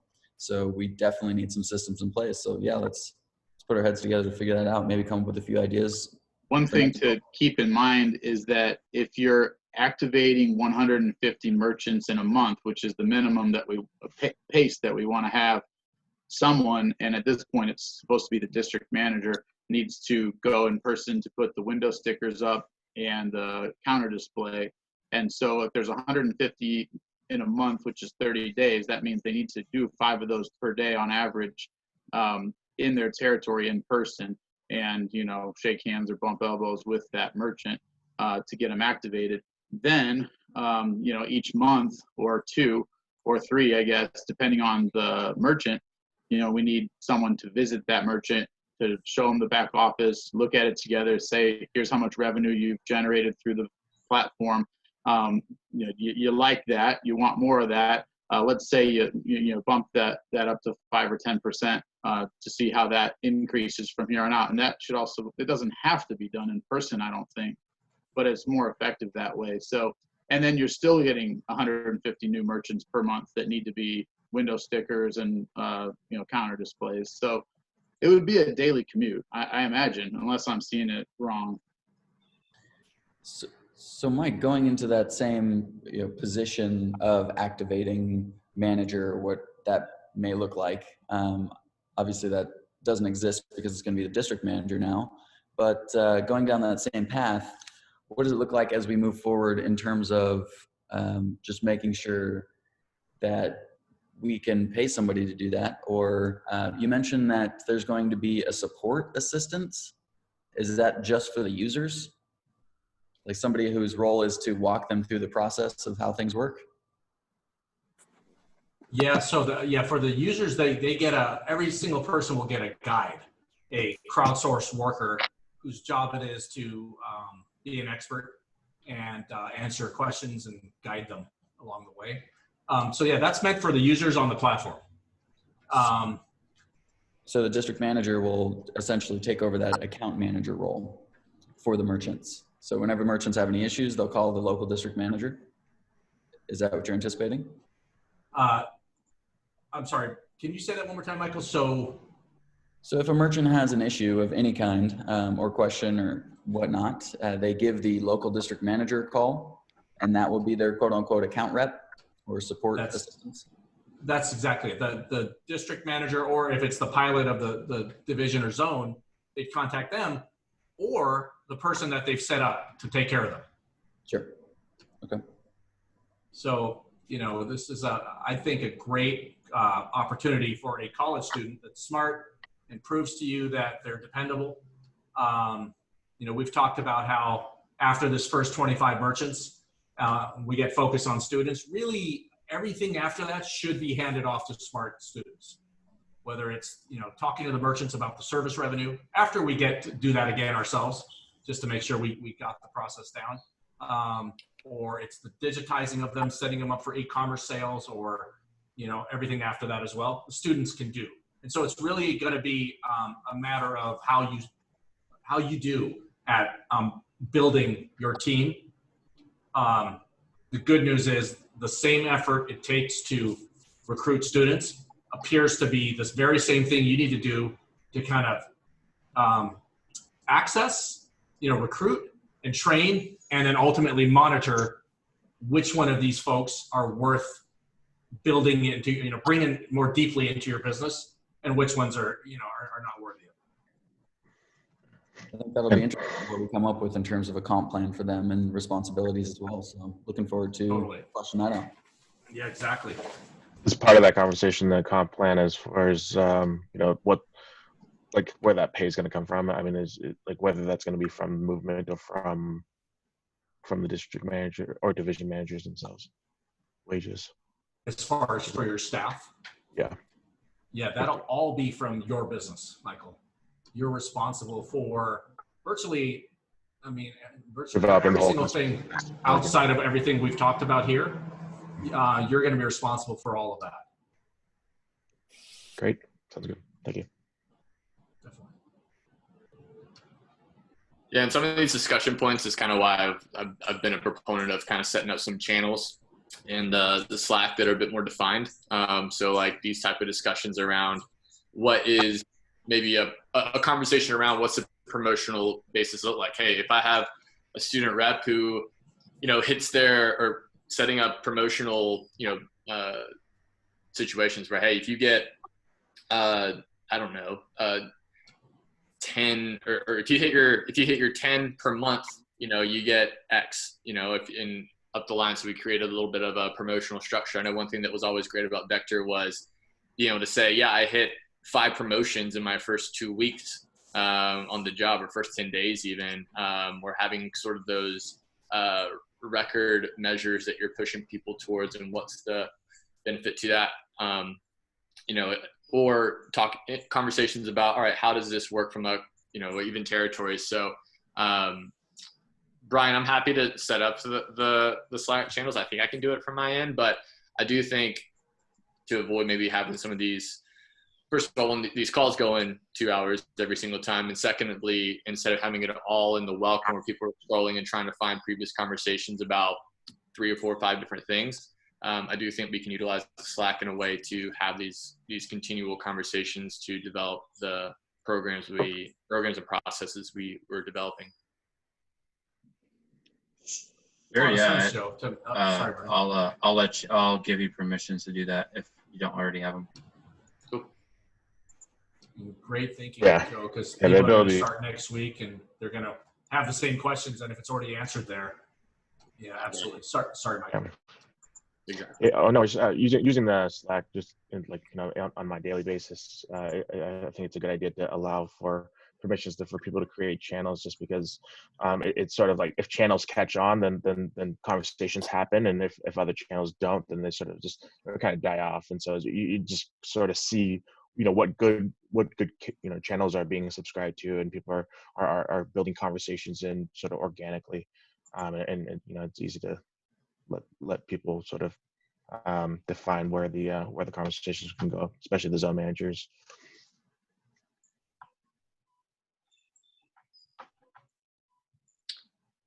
I had a random thought question. Marketing. And what I mean marketing, almost sort of, I don't know if you guys are getting this at all, but I'm still getting a lot of people that go to the website, it's coming across as sketchy or whatever. And I kind of use that to my sort of as a point, say, look, this is a startup. It's not going to be super flashy and fancy and super clean, because people that are creating it are tech engineers. They're not, it's not a marketing agency that's, doing the graphic design, all that kind of stuff. But with that said, is there value, do you guys think, in making the site a little bit more, I guess, flashy or clean, or however adjective you want to use, in this process? I don't know. Just something I was thinking about. Yeah, no doubt about it, Joe. It's something that is high up on our list. Over the years, we've always had great designers, but what's been happening is we've been innovating so quickly that by the time we love the design of something, we shred it again. And so we eventually stopped focusing too much on design and stopped focusing too much on localization. In other words, every product, that the average lifespan of it would be a few months. Do we really need it to be in 50 languages?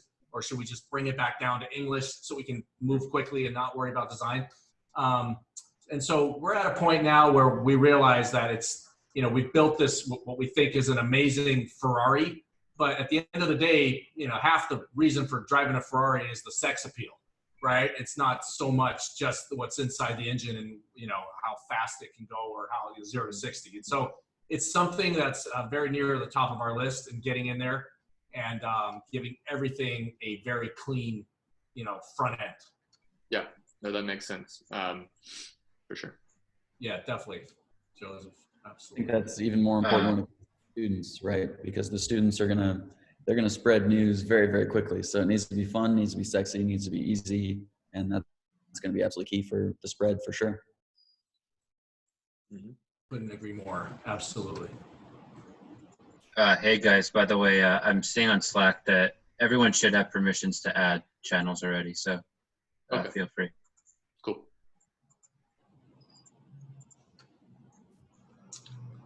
Any updates on the app, I guess, walkthrough, or the social media or the social platform walkthrough? I know that was, I think, set to be today, but just curious. Yeah, so I've put together a rough draft of it, just kind of going back and forth with some editing. So it'll probably be, we'll have it by Thursday, I think, based on timing right now. But if we have it before, we'll send it out to everyone for sure. Actually, the plan is just to add it to the page, the movement.college/product. So when we do, I'll be sure to shoot out a message to everyone. Cool. And the 5% chance that he doesn't hit that, guys, it's because everything that we needed to do by June 1st just got pulled into this Thursday. So Totally just get it. to Totally throw get that it. out there, but Brian sounds like he's pretty committed to still getting it done. Another thought on the logo, on the marketing front, logo. I know right now it's just kind of the movement. It's some font. I think for launch and everything else, I'm sure you guys have done some work on it. Especially even going back history of Empower and where we are now and everything. What are your thoughts on sort of how that's going to look? Yeah, it falls into that same design category. It's just one of those things that we, as a matter of compartmentalizing, we just decided, you know what, let's just throw it into the design bucket and not worry about it. Just focus on, getting the sales process down. And then first chance we get, we come up for air. It's just something that a group of designers need to come together and build, maybe throw out to you guys, get some votes on it. Like, do you like this or do you like that? And what represents the brand and the feeling and the thing we're trying to create. And so that, I imagine that's how the process is going to look, Joseph. Yeah. I'm just wondering if it's something that, look, we're all pretty well connected, have worked with different people and whatnot. If it's something that we could even, in the spirit of the app, crowdsource a little bit through our networks to say, look, I had this one guy who created a great logo for me, or, whatever, might be worth reaching out and see if something comes up that everyone likes. Definitely. And that's generally, the way we're approaching virtually every single thing we do is all now crowdsourced. Mm-hmm. I noticed next Monday is Memorial Day. I doubt that any of us have big plans, but I assume we'll have our call at 1 as usual. It's a good point. I had not thought of that, Steve. What do you I don't guys think think? I don't think there'll be any problems, but you guys agree with that, or do you think we should? I would say come to Tuesday if we can. I'm okay either way. I think that's really okay either way, but I can foresee.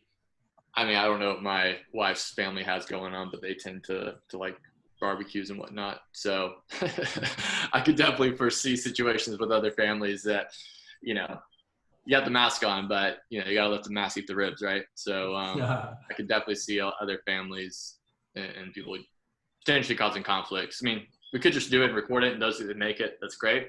But if everyone's open to a Tuesday bump, I think, and just in honoring. I agree with Joe. And somewhat honoring of the day as well. Yes. I think so. I'm a fan of pushing it to Tuesday so that people don't have to miss it or decide between family and our call. Yeah.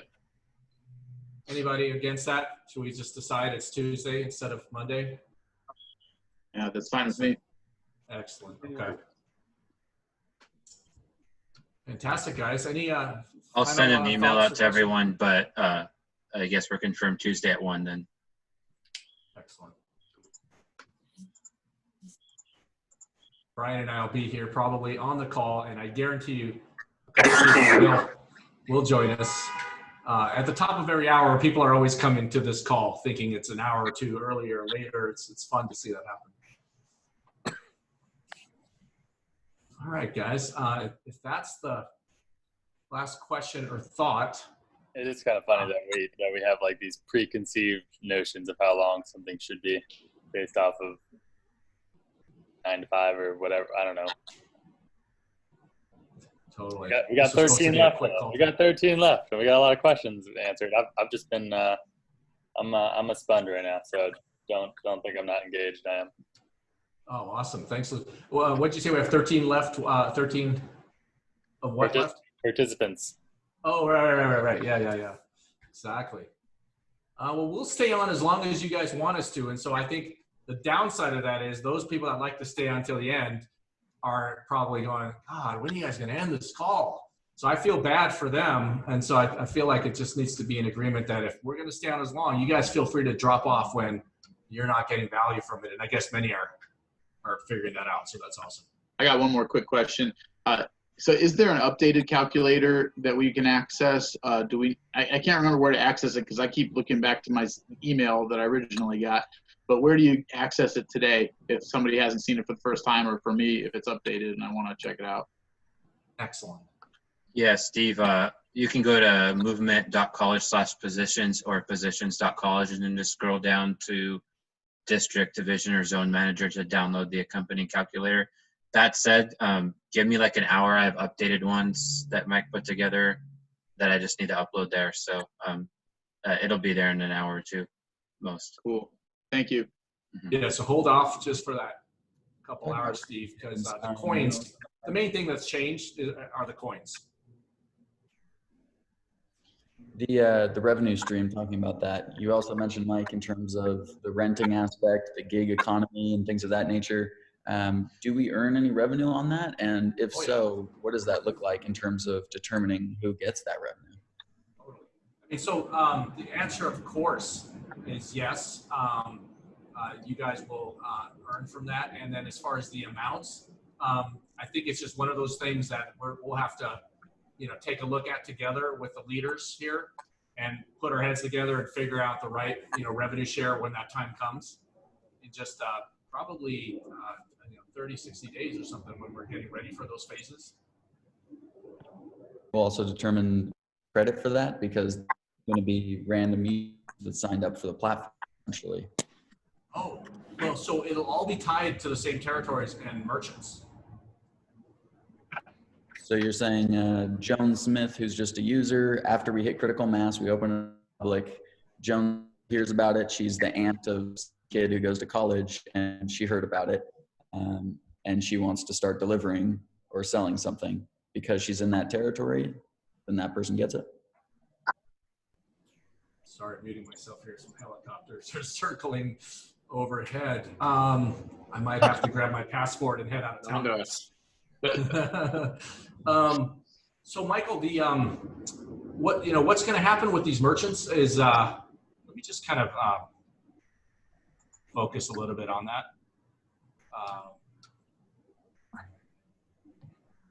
Mike, I think it's more users versus merchants, right? It's easy to track a merchant. It's harder to track two users working, like providing a service or product to each other, right?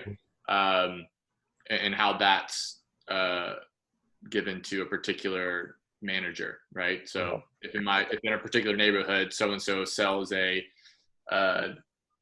wrench to their neighbor through the app, how do we determine who that goes to? And even on a larger scale, if it's not within a neighborhood, if it's, a different state or different city or even just across town, how that's accredited between multiple managers, or whether it's just all in one bucket and it's all split amongst everyone, kind of like how, sports franchises work together on different revenue shares across the board, or, there's lots of much different ways to skin in a cat, as they say.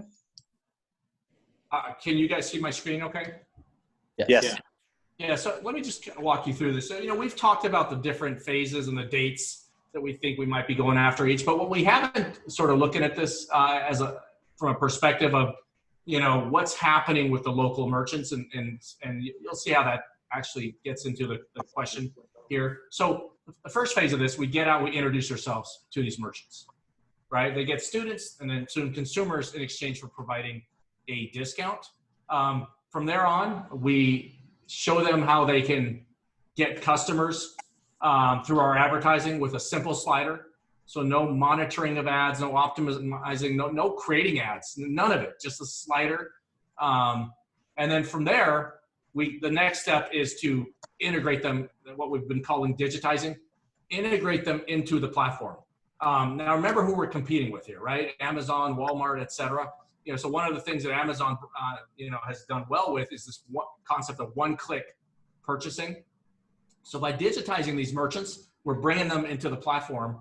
And now every user who's got money burning a hole in their pockets for the reasons we talked about today with maturity can buy from these merchants with one click, right? And so now we're starting to be able to provide consumers the kind of convenience they want to be able to actually go to battle with Amazon because of this one-click purchasing, but also because of the advertising, which these merchants, very hard for them to buy Google and Facebook ads and sit there and monitor. And it's not what they do, right?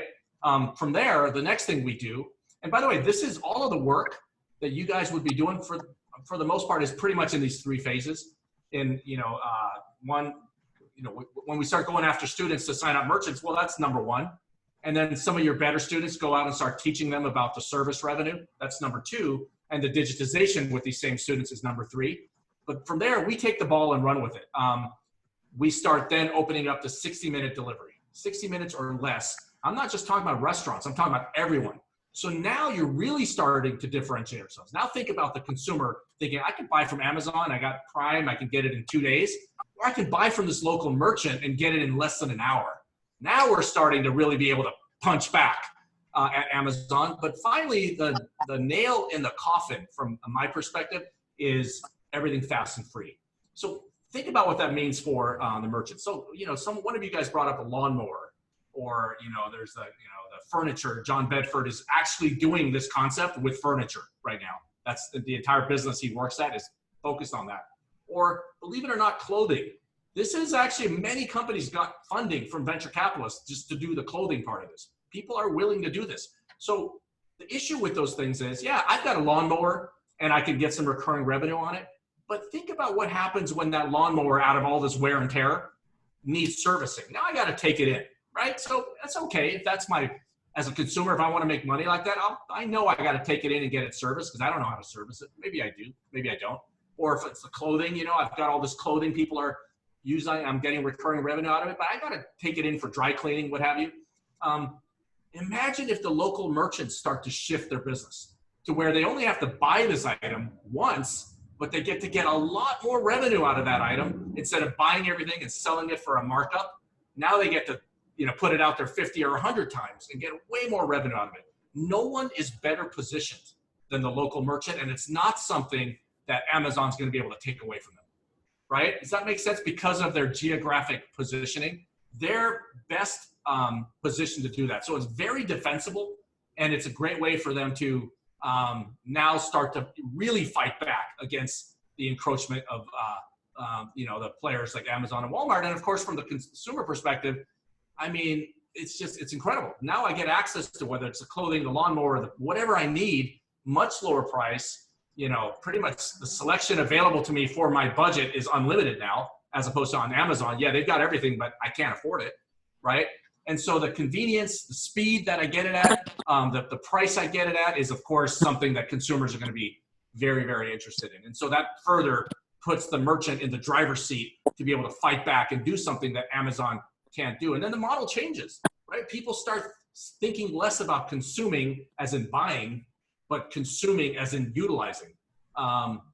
In the same way you see these scooters, for example, in our city. I don't know about your city, but you can I can go right outside. There's probably 50 scooters, bikes parked around my apartment. I wouldn't even think of buying something like that right now because I just go down there with my phone, grab one, and get to work with it. And so sharing of everything is very much part of how we intend to get these merchants to fight back and play. So let me stop there and see if there's any thoughts or questions. So on the consumer side, let me just answer that question. We haven't thought about how you guys would get compensated as far as consumers doing their thing within the platform, right? Those 4 revenue streams, that's one of them within the platform. It's not really part of this. This focus is really on the, the things that we do for the local merchants. But by you guys doing those first 3 with the help of the students, then you'll get paid on 4 and 5 as well. So you guys make money on all 5, but the work is really in the first 3. But there's no compensation if 2 independent users make a transaction, selling an iPhone or renting a power drill. That is where the platform takes a percentage, but we're not involved in that revenue. That is correct. Now, as you might see in those videos way down on the product side, there's a lot of other people that are involved in that and getting paid on that. Does that make sense? So every person has a guide. The guide gets a cut. There's 3 or 4 people auditing them. They all get a cut, right? If there's a dispute, they get a cut. So there's a lot of people getting paid within that, but it's not something that we've been thinking the field needs to get an ongoing, compensation for. I've got a question, Mike, on that. Let's say Mrs. Jones, the platform's been open, we've hit critical mass. Mrs. Jones is, she's a transporter. She sees that, your lawnmower's up for rent, and she's actually got it, or maybe she's even driving over there to pick it up. Will the platform be able to ding her and let her know that now Joe's now got this iPhone that needs to be delivered, and it's going in the same direction she's going to collapse timeframes? Is that system built in?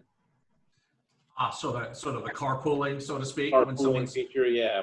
She's going from A to B, and all of a sudden her phone dings and says, hey, now there's a second item, and it's right along the way pretty much, and she could grab that and kind of, keep that 60-minute delivery, or, that kind of system more fine-tuned. Brian, do you remember the, month or so we spent designing exactly what Patrick's talking about? So Patrick, we've spent a lot of time thinking through that and how that works. And so we've designed it, the algorithms and all that. We have not built that sharing. We've kept it that, very much focused on that one delivery in order to really stay focused on speed.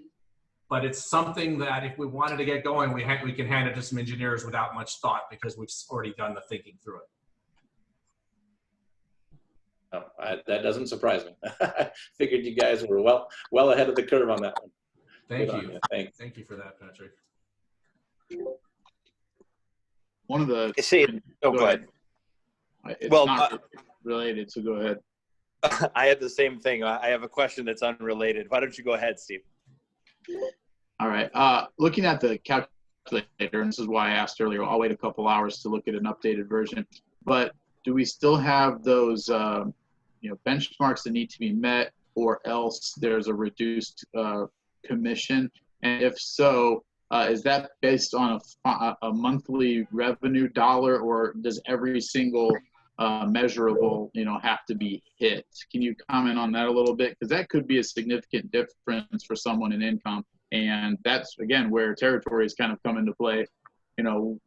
What do we need to achieve in our area to make sure we're not earning a lot less than we're anticipating? Totally. That's Steve.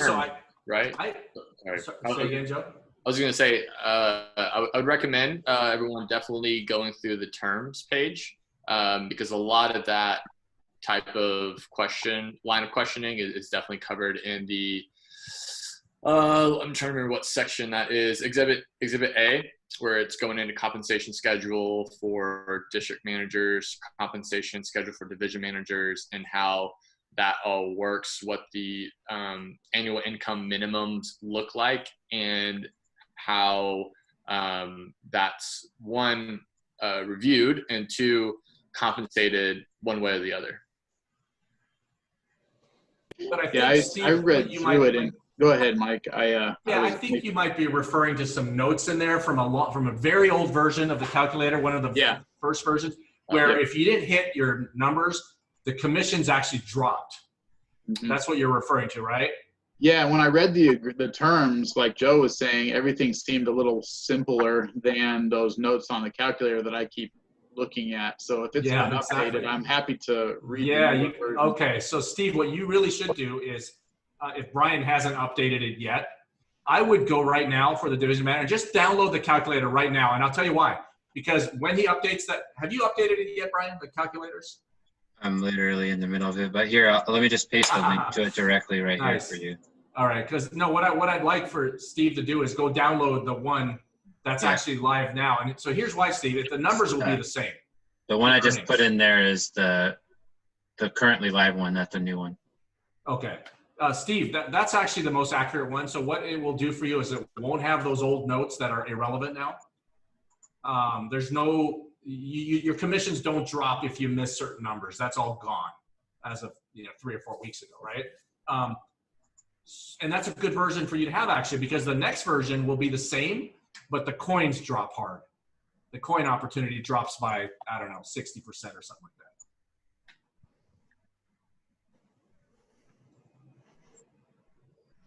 And so to be clear, there are no such, there is no such terms anymore, Steve, punitive terms for not hitting goals. Gotcha. Thank you. The thing about missing goals is just the shame, the shame of being. Well, I don't mind that there would be something punitive, but you just hate to be on the wrong end of that if you could prevent it, And so I wanted to make sure it was fair and something you could plan out to make sure it didn't happen. But I'm happy to hear that. I'll get up. The Zoom of shame, just being on this. Shame. Say, Mike. Shame. That's right. Like the cone of shame. That's right. Couple questions for you. One is, I don't imagine this will affect every division manager, but it will most assuredly affect some of us, and we don't know who. And this is regarding splitting of territories. So I'm in St. Cloud, and I'm probably the only person that's necessary in St. Cloud, Minnesota. We don't need additional offices to do what needs to be done in this territory. However, Jeremiah just started in Minneapolis. And I would imagine by the time this thing reaches critical mass, if basically we have the type of usership that Facebook has in Minneapolis, in my area, that might be 500,000 users.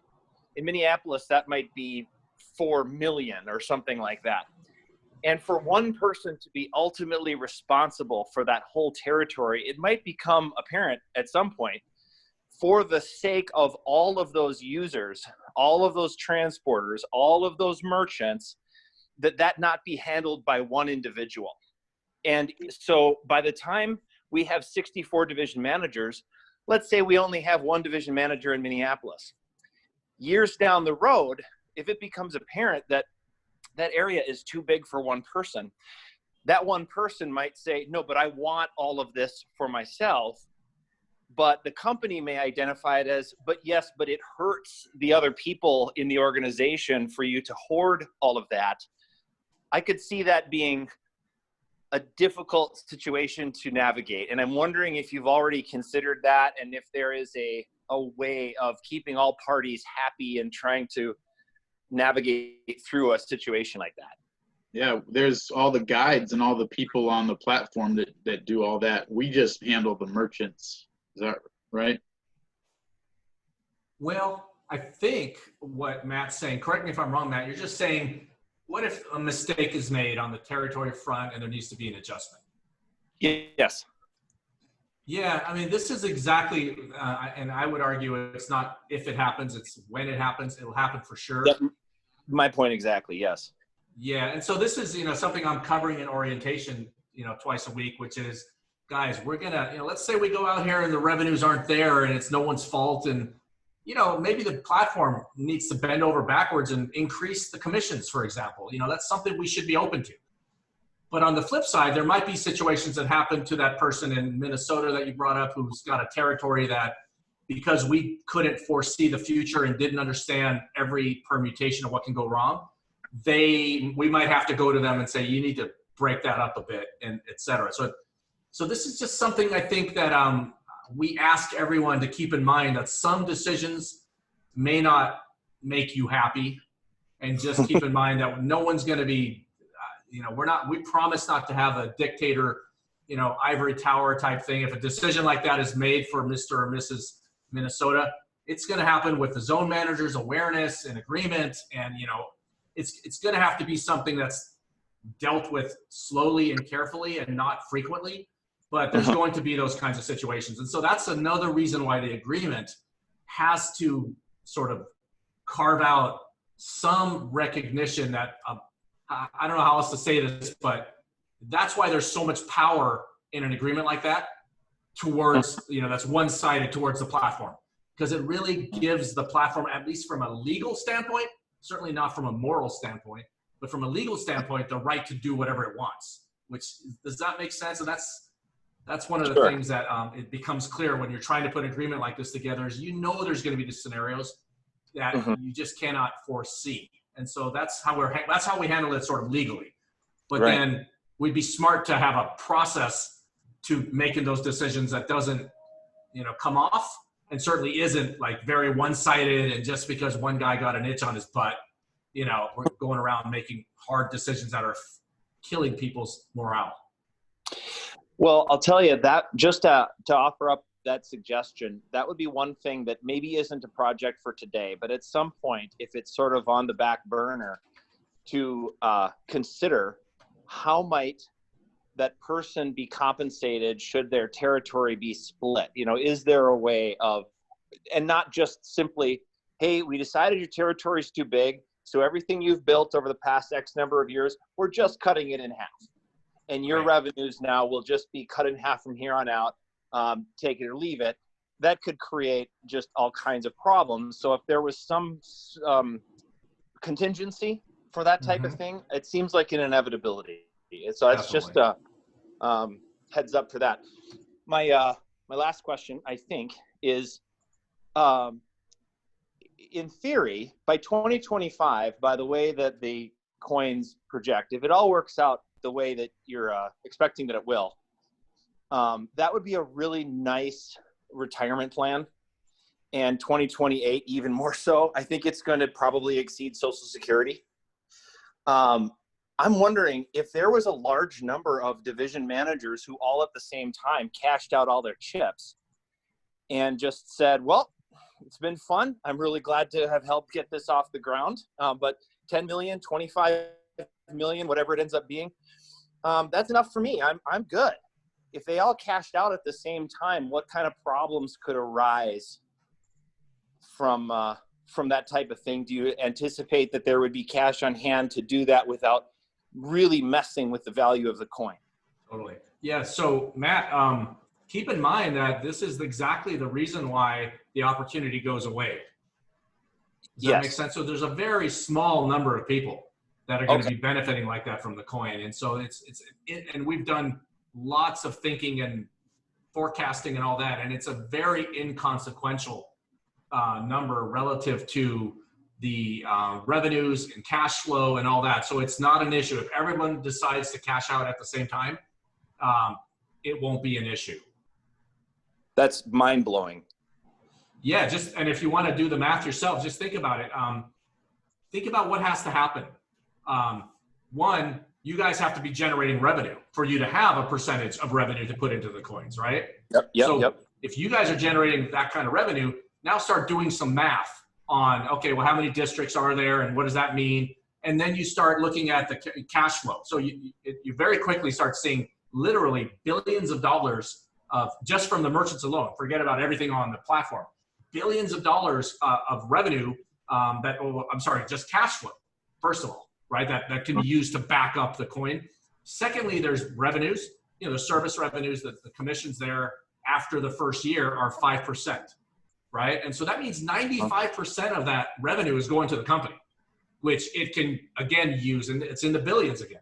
So it just tells you that, how easy it should be, to do this. And by the way, we were thinking the whole time there would be 512 district managers and a whole, a lot bigger quantity of people that will be getting the coins.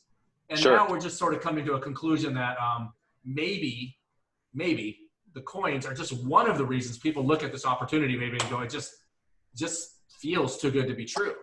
You know, like I was telling someone, you know, one of Don Frieda's contributions to this, he basically lowered the numbers significantly by saying the numbers are too good to be true, and you'd be smart to lower the numbers. Which, by the way, Matt, goes to your last point, which is there's some wiggle room we have here. If things go sideways on one of the revenue streams or two of the revenue streams, there's plenty of wiggle room left for us to be able to figure out how to take care of the team from the remaining revenues. Does that make sense? You guys are bringing in users into the platform, and as you just smartly pointed out, there's all these revenue streams that we've worked on for years within the platform. And so that by itself would be a great revenue stream for us if we had no other revenues. But it turns out with all the other stuff you guys are doing as well, there's plenty of revenues there that you're generating, not just for yourself, but for the rest of the platform. And of course, all of that can be used to back up the coin. Well, that answers my question entirely. Thank you. Definitely. Good thinking, Matt. Your brain is in all kinds of interesting corners of the whole equation. Hey, Mike, two quick things. The coin opportunity, this was the first I heard today that we would be making. I mean, I know you might have mentioned it before, but I guess this is the first time it's sunk into me that we can use that as an urgency play to get people to join now, right? As compared to waiting another week or two. So are you when you say the coins are going to go away, so is that tied into like the number of people that we have on board? Is there, you guys had something already ironed out that this was the coin opportunity based on this many managers, and once we reach to this, it's going to decrease to this level?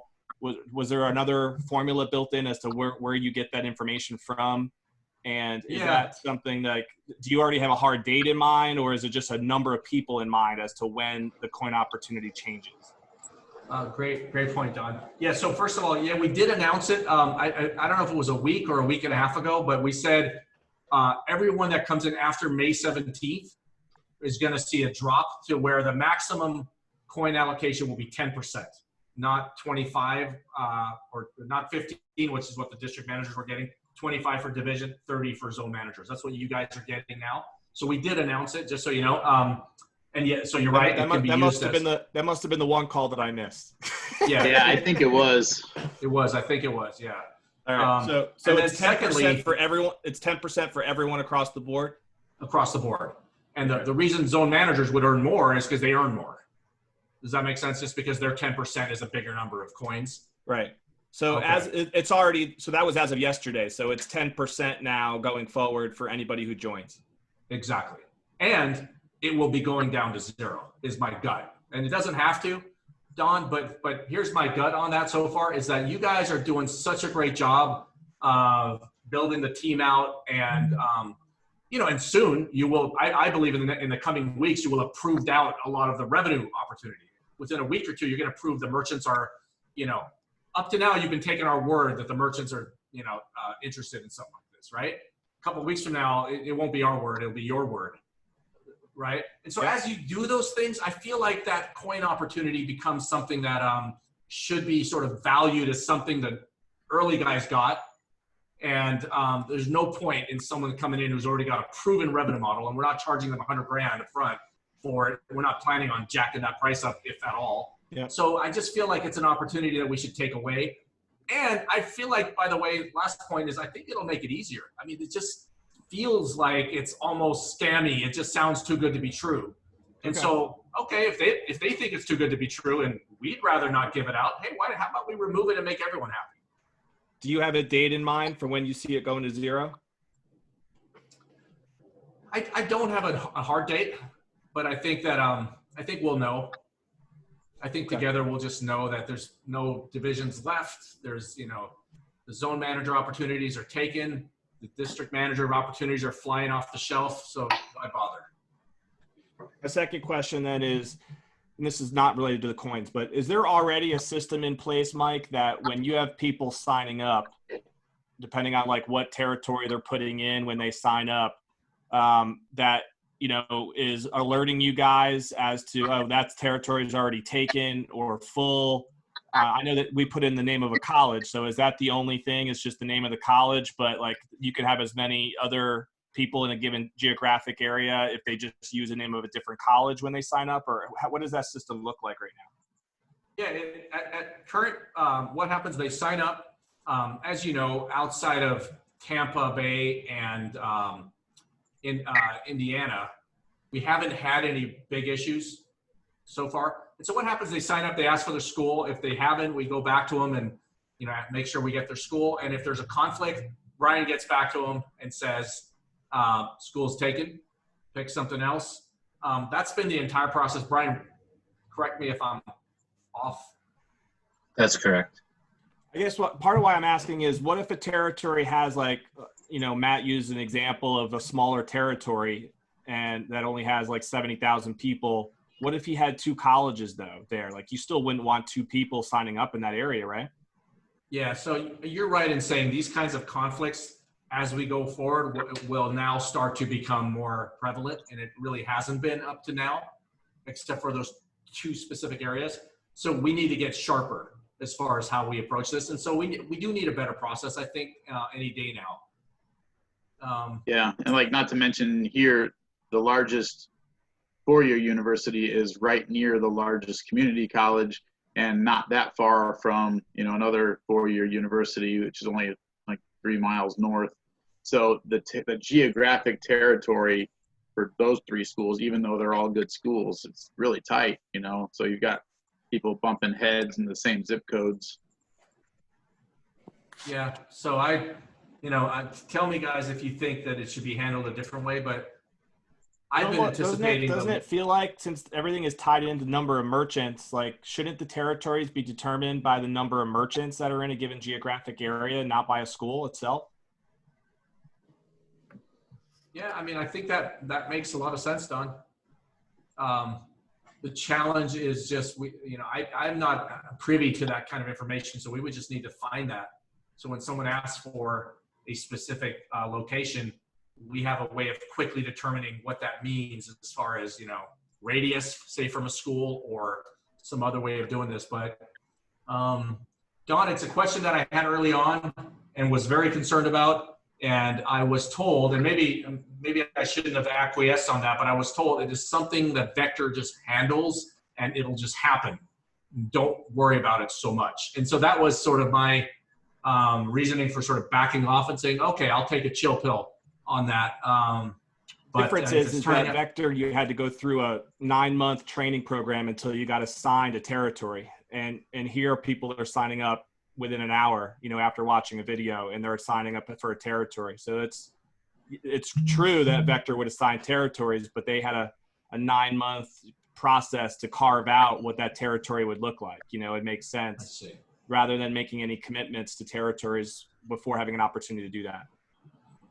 Yeah, and we also had the division managers had like I was in charge of Long Island and New York City, so I knew all of the territories that were available, and I had to talk to my zone manager about who, would be going into each one. And here, like, I might have a friend that's in Boston that's going to be signing up as a district manager, and that's probably closer to somebody else's division, but there's no territories really as far as like our division. And like Don might be in charge of somebody in New York, even though he's in Florida. And so I personally feel like, other than our pilot territory, like, as far as the merchants go, this is totally different than Vector, but like, everything's digital now. Like, it's pretty easy.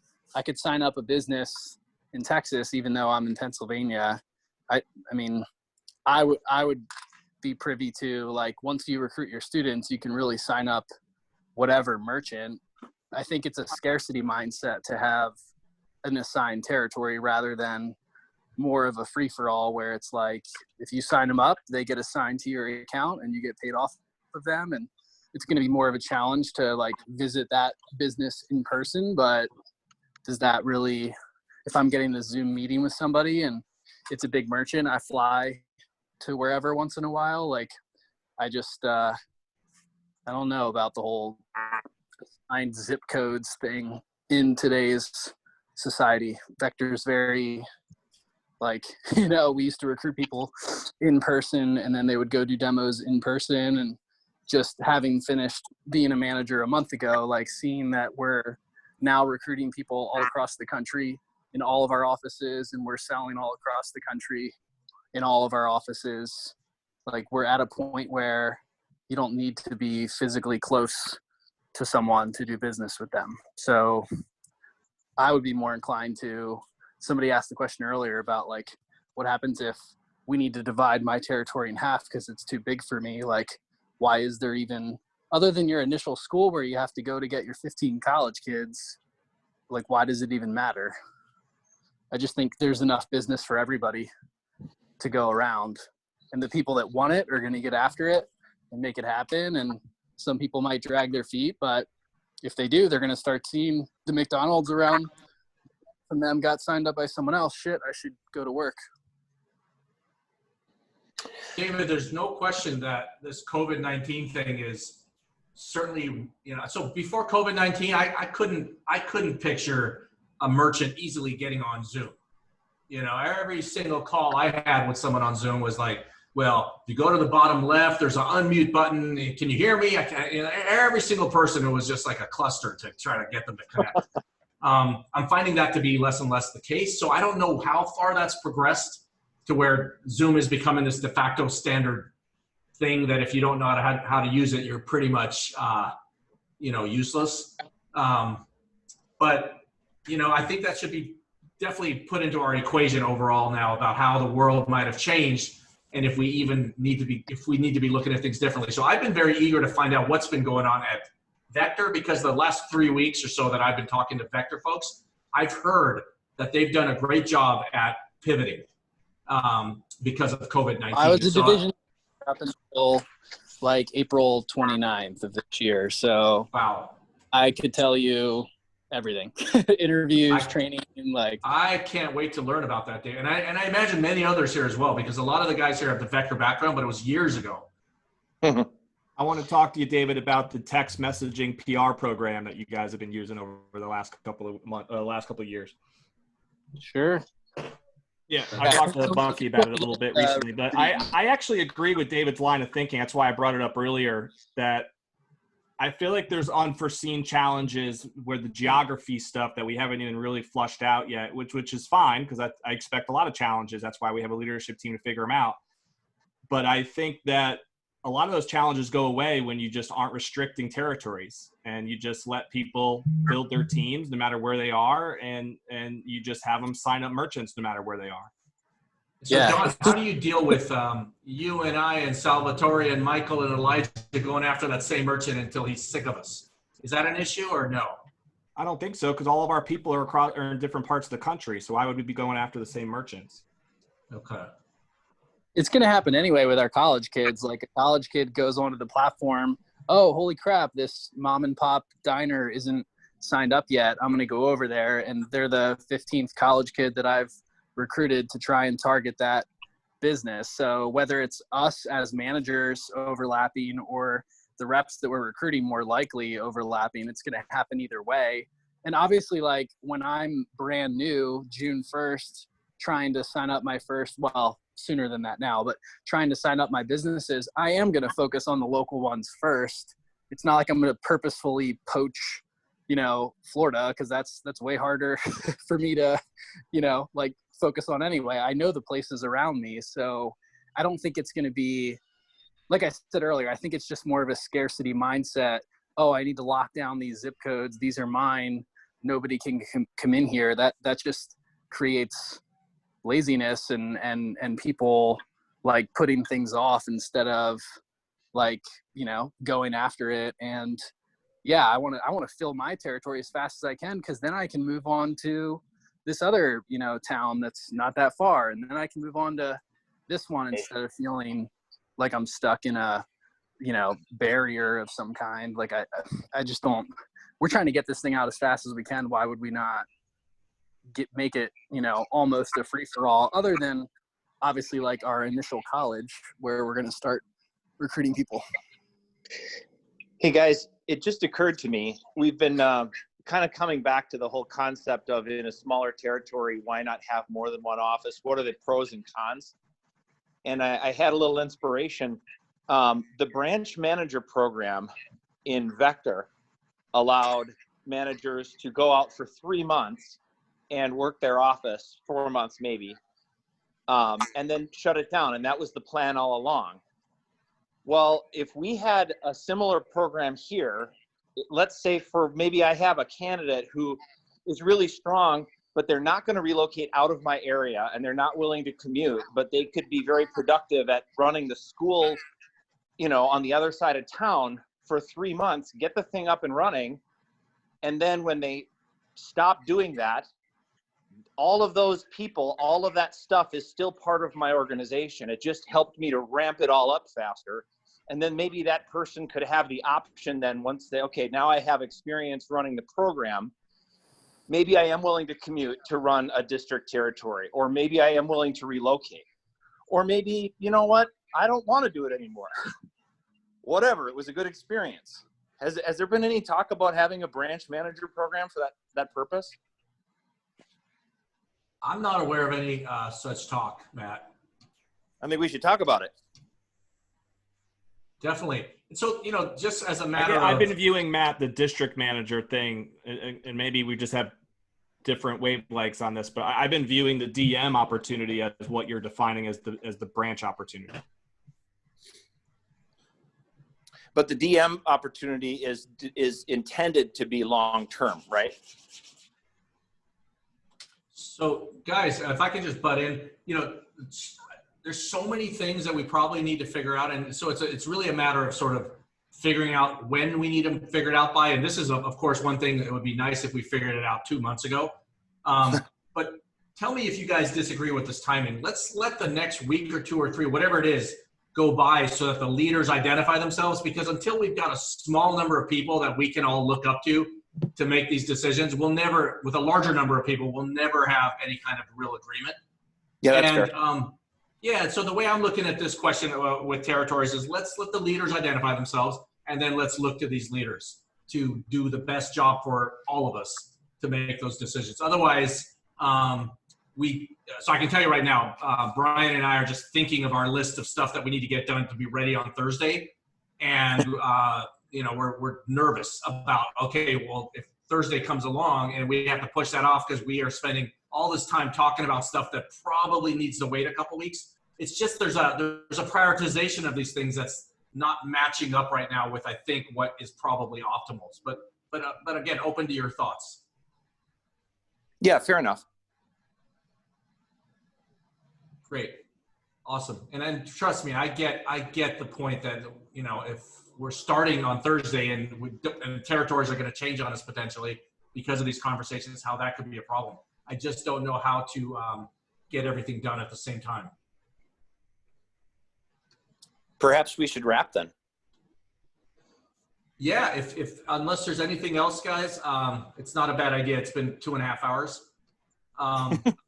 But what I have to say is, guys, those of you guys on the call right now, step up and become leaders. Matt, you're throwing a lot of value in to these, and it'd be a darn shame if you're not in that group that's making these decisions, because I know for a fact you're going to be one of the guys that are bringing the most value. So, well, I'm working on it.